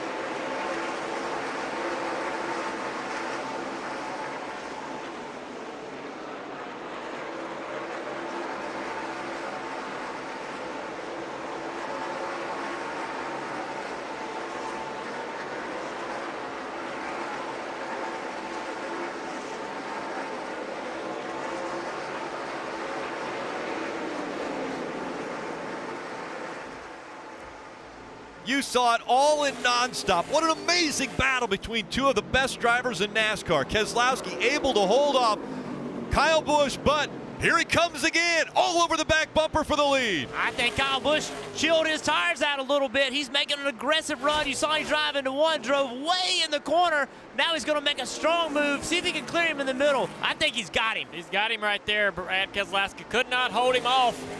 He gets back to the bumper of the 18, but your marks, leave him. Gets a little pressure down the back straightaway. But man, I think Kyle Busch is going to drive away. That was so impressive. I thought Kyle Busch under the commercial break had burned up the tires on the 18 car trying to pass the 2 on the inside.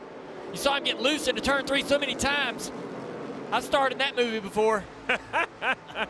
I thought, it looks like to me that Kyle Busch realized he was hurting his tires and just backed up. Just said, you know what? I got to chill out here for a little bit. And then he made a run. He drove into turn 1 a car length and a half deeper than he'd been driving in, immediately made up that ground, and now he's driving away from Keselowski. Junior, you mentioned the battle. You felt like you had seen this movie once before. Well, right here, look at old Kyle. What, man, why are you fighting me so hard? I'm fighting you so hard because Brad Keselowski's trying to win 4 in a row. This is the playoffs. Rick, you said it. These two don't like each other. They don't like each other. And you know what? I love the fact that they don't like each other. Well, they've shown it before on the racetrack. That time, very clean racing. Not a bumper was touched there between the two, and it was incredible racing for probably 15 laps between those two. Now, Kyle Busch has surged ahead. He has a pretty good gap over Brad Keselowski, but the fight for second is heating up because here comes Kevin Harvick. Yeah, I think Keselowski's car is fading pretty quickly, and Harvick needs to waste no time to get by him. If he wants a chance to be able to run down that 18 car or even have a chance at it, he needs to get by this 2 car because the 2 car is fading. 2 car is holding up the 4 car, costing him time and allowing Kyle Busch to drive away. 33 laps to go. Well, Harvick was trying to use that 66 car at Timmy Hill as a block. Just couldn't get in position to do it. Look behind him. Erik Almirola rolling up on this battle. And then behind Erik Almirola, Martin Truex Jr. has rebounded. He's running in the top 5. Erik with a really strong run.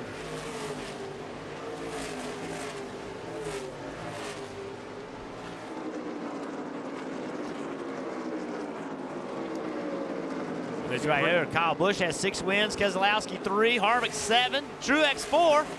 Almirola says, I want 1. 20 wins between 5 drivers, and we threw Almirola in there. That doesn't have any yet.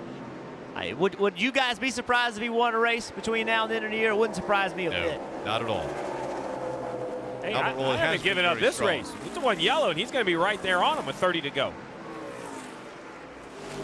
These guys got to work past this 2 car, though. This is costing them about a 10th of a lap. Every lap they're behind him. And look, Harvick knows it. You see that. Down the back straightaway, giving the business to the 2 car.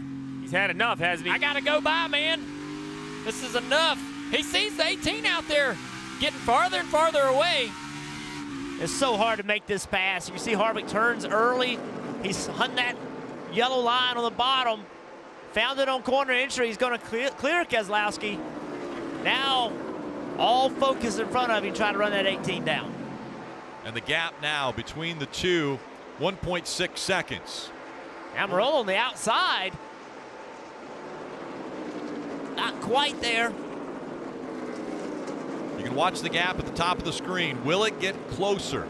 1.6 seconds separating the 18 and the 4. Now 1.58. 18's in traffic. The 4's going to have the same traffic. It's who can get through that traffic the best.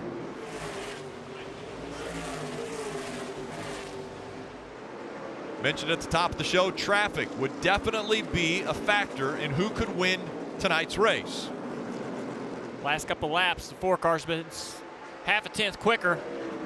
Let's see what the 18 runs here once he gets clear of these 2 guys and runs a clean lap without any traffic. See what kind of speed he has in his car. 26 laps to go.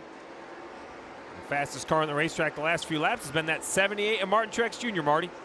Steve, what's going to make this very interesting is the strength of the 4 car all night long. these long runs. So the longer they get into this run, Kevin Harvick gets stronger. Third fastest lap the last time. So Kevin Harvick hoping he can go get that 18 car. Meanwhile, Erik Jones in the back of the field in 10th right now, and it's been a nice recovery for this race team. They struggled for much of the day. We talked about it. They were about to go down a lap just via speed, but they have made the car much better. They finished top 10, Dave. That's a nice recovery. Remember the situation in the playoffs for Denny Hamlin after crashing last week? He entered this weekend last in the playoffs. This was supposed to be the recovery race. Denny is very good here. It hasn't been the way they've wanted it, and he remains at the bottom with laps dwindling at Richmond. Dave, remember, he's a 3-time winner at this racetrack. He needed to have a great run at this track to be able to pull himself out of that hole that he's in. 28 points back, and the 20 is 20 points below the cut line. So 2 drivers definitely seeking something to happen here with only 24 laps to go, knowing that the road course is going to be so difficult to try to make up any points or potentially get a win, steal a win to get into round 2. Erik Jones still hung up behind Keselowski here, not able to find a way around, and Truex is able to move into position to take a charge to the 10 car of Erik. It's pretty interesting. Erik really never tried the bottom. He immediately tried to get around him on the top. That wasn't working. He kept trying to make it happen, and you see Truex going to get 2 of them here in one corner. Good drive off of that 78 on the bottom before. I have a feeling the Kyle Busch and Kevin Harvick don't want to see a caution right now. This 78 car is fast. Put some new tires on and give you some track position. He'd be hard to guard. Look at the guys up front. The 18 had to start in the rear today. The 78 had a tire issue. The 48, speeding penalty. And the 20 of Erik Jones removed equipment from the box. All guys that had penalties, but all running right now up inside the top 10.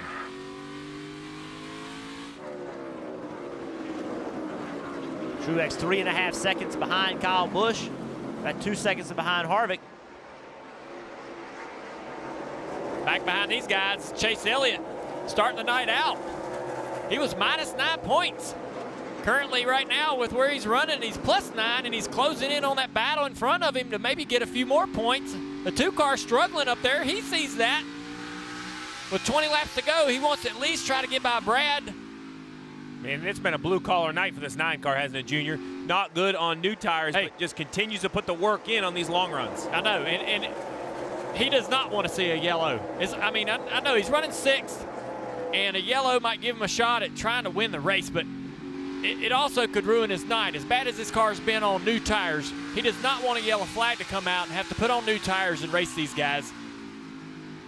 Sitting where he is in points, he can gain a few more positions, maybe pass this 2 car, maybe get up there and battle Almirola. See Paul Menard on the bottom of the racetrack. They're 3 wide. He's got newer tires. He had to pit on the green.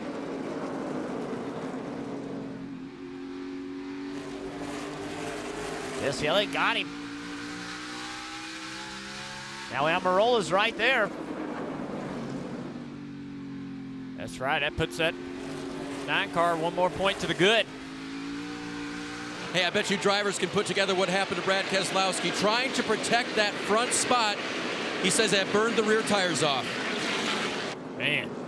But he's the 1 car in the field that can afford to do it, right? I was going to say, that's a risk he could take. Yeah. You're right. I'm just surprised, though, running that hard burned the tires off. I thought his car was good enough to do it. Right behind him, the 3 car, Austin Dillon, having another guy having a blue-collar night. And who would have thought that he would be in the top 10? I mean, this team just hasn't had the speed all year long. They won Daytona and disappeared, but tonight they're showing up. Yeah, and I think a lot of people counted Austin Dillon in this 3 team as sort of an underdog for the playoffs. Remember, he joked about going out and wrecking the big 3 to give himself and some other guys a chance at it. But after an 11th place finish at Vegas, and now they are on par for a solid top 10 finish tonight, suddenly this 3 car has really come alive. It's happened again. The big 3 has become the top 3. Kyle Busch, Kevin Harvick, Martin Truex Jr. all running 1, 2, 3 again at the racetrack. Harvick's been able to keep that lead at 1.4. 1 second and 4 tenths. He's just not able to close it. 14 laps to go. He's faster by 2 tenths, down to 1.2. Let's get 4 radio here, see what he's saying. Yeah, just off the data there, the 18 could roll the center just a little bit better. Y'all are pretty equal in and off. To 18, I don't think he's left the bottom once other than maybe past somebody. That's just good information. You know, they're able to look at data that has speeds in it, and they're just seeing that the 18 car rolls the middle of the corner better. Then his spotter came back and said, yeah, he's doing it, but he's running the bottom. He's not running the top, the middle. He's making that speed by keeping his left sides locked on that yellow line. Well, Junior, you said 1.4 seconds last time by 0.9. Under 1 second. That's a big chunk working through traffic for Kevin Harvick. You know Kyle Busch is looking in that mirror, and he sees that. He sees Kevin getting closer. Kevin pushing that car down in the corner hard. See him wiggle down into turn 1. Really free down into the corner. What is his nickname? A closer? He's the closer. He's closing in. I just don't know if he's got enough laps. Marty. Well, he's been pretty quick. Speaking of Kevin Harvick catching the 18 car, they've kind of traded back who is the fastest car. Kevin Harvick a little bit faster that lap, but not much. But remember what happened at New Hampshire. Very similar situation. Harvick catching Kyle Busch. He moved him out of the way, and oddly enough, Harvick driving that same exact car tonight he had at New Hampshire that he took to victory lane there. Would he move the 18 if he got to him? I'd say he sure would. For a win, absolutely. And right now, everything's heating up around the racetrack. Look at the 48 and 42 here. Jimmie Johnson and Kyle Larson had run Keselowski down, and Jimmie Johnson letting everybody know he's here to fight. Now Harvick running a little bit higher line, but he'll have to get by Kenseth if he wants another shot at the race lead. Kenseth dropping to the bottom of the racetrack, allowing the 4 to get by. Lead at 1 second. Harvick has been able to close in over the last couple laps. And Junior, when I look out front of that 18, I see a clump of 3 cars. And in my mind, that's really the last obstacle for the 18 of Kyle Busch. He needs to catch these cars at all the right time. Kevin Harvick with the most wins in 2018, 7. Kyle Busch, well, he's second. He has 6 wins, looking to go to 7. Now just 7 laps to go. These guys have been the 2 best all season long. Here they are again, round 2 of the playoffs, going at it. No one should be surprised. Harvick just a 10th quicker that last lap, coming to the flag. Just half a 10th. It's under 1 second, the gap between 1 and 2. He's faster. He's just, he's just running out of laps. He's going to have to hope this lap traffic, like you said, Steve, is going to hold up that 18. If he goes inside of Matt DiBenedetto, I can't even say it. So excited. He had trouble. He didn't get up underneath him. I mean, that's going to cost that 18 a little time. You see him dive down into turn 1 to try to clear Matt. It's just a lot of ground for Harvick to make up right here. And that right there cost him over a 10th. That would frustrate Kyle Busch, but now he knows. Still under 6 laps to go. Coming up on the final 5 laps. The gap, 0.7 of a second. And more traffic in front of the 18. Harvick running a little higher line, keeping the momentum up. Well, look who it is. It's Kevin Harvick's teammate, Kurt Busch, the 41. He's not going to cut the 18 any slack. Why would he? He's his brother. Well, I don't care. No. He's racing for his own playoff. There's no family on the racetrack. Exactly, and he's got to try to stay in the lead lap right here because you never know when that caution's going to come out. So I'm sorry, the 41 is not in that situation. He's had some trouble. It's getting closer, a half a second now. He's 1 lap down. I'm surprised that Harvick's been able to make as much ground as he has over the last couple of corners. No, can't get the power down right there. It cost him just a little bit. Kurt moved completely out of the way. See, he moved completely out of the way for Kyle. It was 0.3 of it, or 3 laps to go, just under a 0.5 of a second. Keep that launch off of 2, still by 7, coming 2 to go.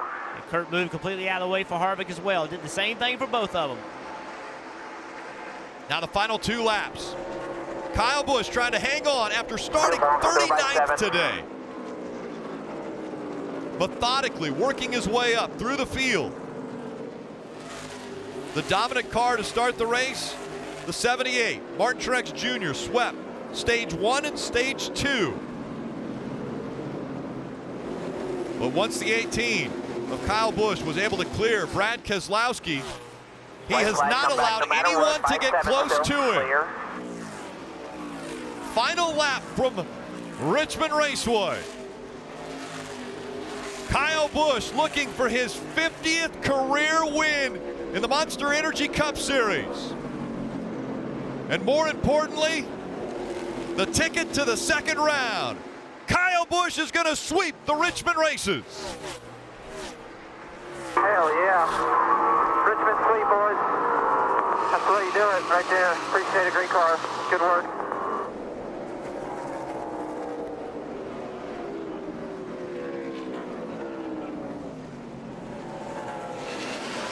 And for the first time all season long, that is the first 1, 2, 3 finish for the Big Three. Win number 7 in the Monster Energy Cup Series for Kyle Busch.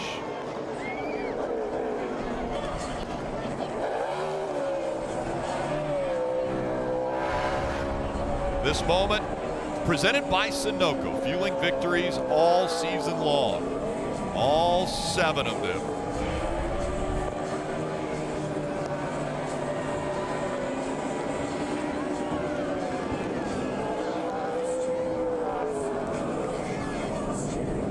In the middle of the race, I remember referencing the 18 of Kyle Busch and saying, you know what, he's plateaued. He's hit about 14th, 15th. He can't move any farther forward. A couple stops, and the next thing you know, Kyle Busch once again is celebrating another victory. And now we'll see that traditional bow to the fans, just like the emoji shows on the side of his car.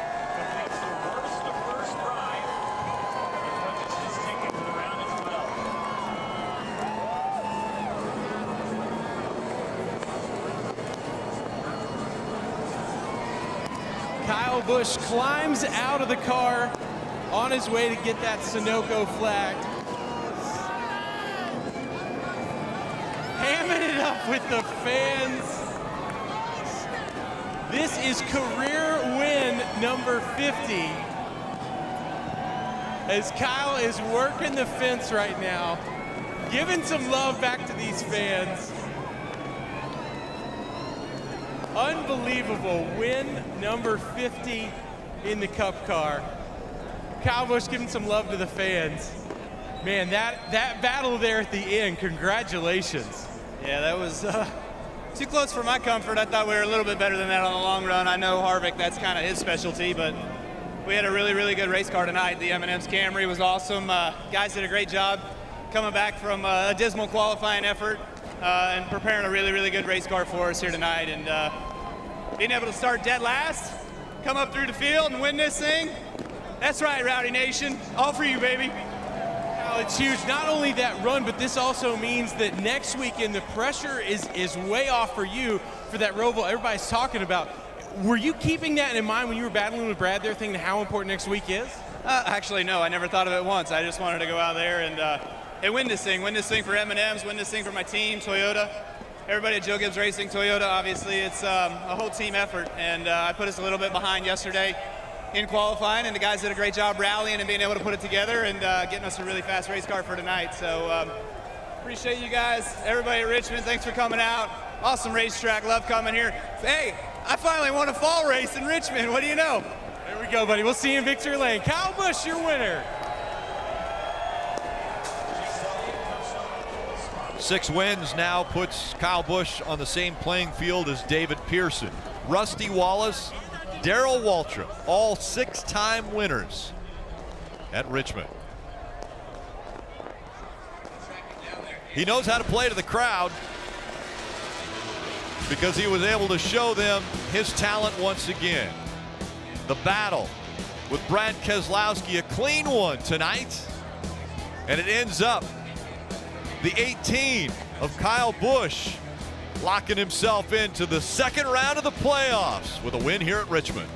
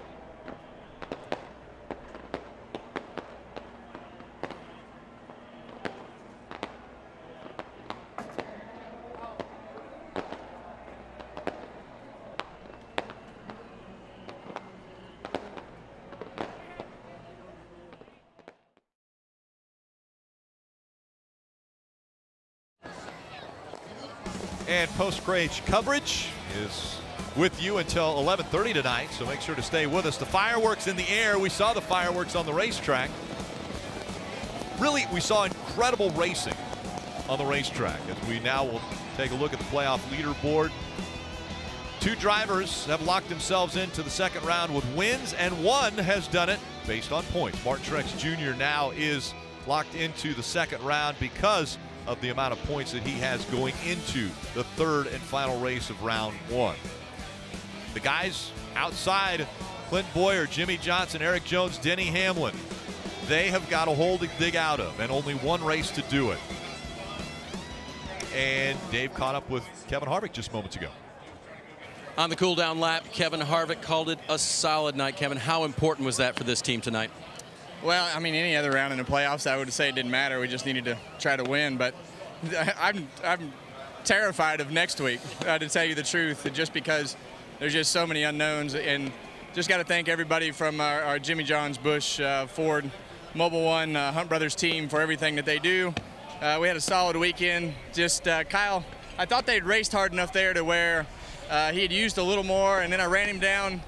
I thought he used a little more when he was racing with Keselowski there, and he drove off a little bit, and then I started driving him back down at the end. But just a good night. Wanted to win, but I think this has probably been one of our worst racetracks, and we're able to have a good night. Finishing second, certainly good. Well, Dave, Kyle Busch has made his way to victory lane here at Richmond, the brand new victory lane. Tons of fans above here, and they're going to get to witness Kyle Busch with his 6th win here at Richmond tonight.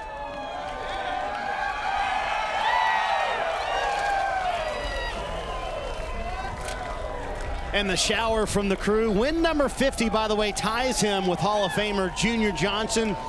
An important one for Kyle Busch. I gotta tell you, 2 Richmond wins this year. You start 32nd and 39th in those wins. That's impressive. Yeah, I'm not going to qualify here anymore. You might as well not, right? Yeah, it's a waste of time for us. I don't know why. I just cannot qualify here, but we've got a really good race car when it comes down time to have a race, and especially the later it gets. Harvick was getting me a little bit there at the end, but I think I was running my stuff pretty hard with Brad a little bit earlier than that, so maybe Harvick had a little bit more than I had there later in the game. But overall, this M&M Toyota Camry was awesome tonight. I can't thank Adam Stevens and all my guys enough. Great job of working on this thing and getting it put back together overnight and or today, and being able to get it ready for tonight to be a great race car. Also want to thank NOS Energy Drinks, Cessna, Ream, Stanley, DVX Eyewear, Black Clover, and of course the fans, Rowdy Nation. It's awesome to come out here. I saw a lot of 18 gear here this weekend, so really fun to see that and be able to put on a good show coming from the back all the way up to the front and win for all those guys. I know it's always fun to get a win. You said I need some pain medicine. You got a little headache going on? No, my back's killing me. So you're so on edge here that you're just trying to feel the race car the entire time, and you're clenched. You can never let go. You can never relax, and it's just that way the entirety of this race. And with long runs like that, it wears on you a little bit, especially when you get to be an old man. Not an old man yet. Kyle Busch in victory lane just shows you the effort these guys go through, never relaxing for a moment, Rick. Pretty impressive effort also turned in by Martin Truex Jr. Kelly caught up with him moments ago. Martin Truex Jr. wins stages 1 and 2. Looked like he had the car to beat, made a great recovery from the penalty on pit road to get back to 3rd, but maybe a handful of laps more. Could you have gotten up to the 4 and 18? Another pit stop maybe. We used it up there at the end trying to get, I think we restarted 8th on the outside, and to get back to 3rd, we kind of were used up at the end. But, man, what an awesome race car the guys brought me here, and Auto Owners Toyota was fast. It was really good all day. Just, man, I don't know what we got to do to win this race. We've probably led more than anyone here ever that's not won it. It's crazy, but wasn't meant to be tonight. Hell of an effort by the guys, and good recovery by the guys in pit road, and thanks to all you guys back in Denver working your butts off to bring these fast cars, and just keep digging. We're moving on, so that's really the name of the game, and hopefully we'll win it when we'll get the win when we really need it. Sure. You match a career best finish here at Richmond with that 3rd place finish. Given your situation now moving ahead to the Roval, what is that race going to be like for you? Yippee! Here we go. It's going to be fun. I mean, I feel really bad for the guys that are going to go in there and have to do something. I mean, I think everybody's scared to death of that place. So we're going to go have some fun and see if we can't get some points. See you there. Thank you. And a big smile out of Martin Truex Jr., even though he didn't get the win here on a short track, which he continues to seek. And by the way, he was right. He has led the most laps of anyone who hasn't won at this racetrack. Now, I thought it was impressive. The top 12 positions, all playoff drivers. 4th through 6th, you had Chase Elliott, Eric Almirola, and Austin Dillon. Good performances out of them tonight. Well, good performances, and they were needed because I've never been to a race where before the race we talked to Martin Truex Jr. and he mentions the Roval. Kevin Harvick in his post-race interview, he's already talking about next week's race. This race we're going to see next week is such an unknown. It is more terrifying to these drivers than Talladega. They don't know what's going to happen. That's why you see such excitement out of Martin Truex Jr. Not winning, mission accomplished. He's locked himself in. You mentioned those drivers, Chase Elliott, Austin Dillon. They all kind of did what they had to do. Denny Hamlin dug a hole in Las Vegas. So did Erik Jones. And they didn't allow those drivers to climb out of that hole at all. They're going to leave here with a big task in front of them heading to a complete unknown. I didn't think drivers were terrified. Let's bring in our drivers. Do you think drivers are a little bit nervous about what's coming up next week? Clearly. Every driver's nervous. They all say to us they are scared about next week, so many unknowns. And, you know, the thing that I take from tonight is the big three, once again, they flex their muscles and show Keselowski, he was in position to win the race again. But the guys that couldn't step it up. You know, I thought Denny Hamlin would come to Richmond, a place where he's really good, just couldn't find a way to step it up. I thought I'd see more from him. Now he's got a big hole to dig out of next week. Yeah, it was good to see guys have good nights like Austin Dillon, a few other guys up there running up front that need those points. But nobody's going to sleep this week. I mean, this is going to be a rougher week for half of the guys in this playoff as what the championship 4 will have going into Homestead. So going in that Roval, if Kevin Harvick says that he's scared, if he's worried, the rest of these guys are really going to be nervous. So it's going to be a tough week for them. Hope they're ready. I'm ready. I'm ready to go now to go to that Roval and see what happens. It's going to be an exciting race, and we're going to find out who actually gets into the next round and who doesn't. And what makes it so hard for those guys that have ground to make up is they can't go right around. Kevin Harvick's in a position where he can just have a solid day. He could probably finish 20th and be okay. But all those other guys, they have to go attack the racetrack. They have to go race each other.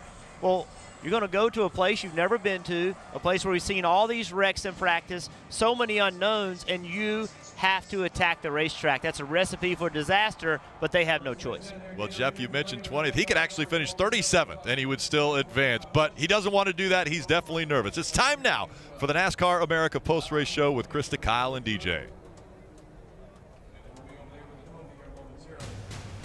This copyrighted telecast may not be reproduced, retransmitted, or used in any form without the authorized written consent of NASCAR Broadcasting. NASCAR would like to thank all of our fans for your support, and we hope you enjoyed today's broadcast.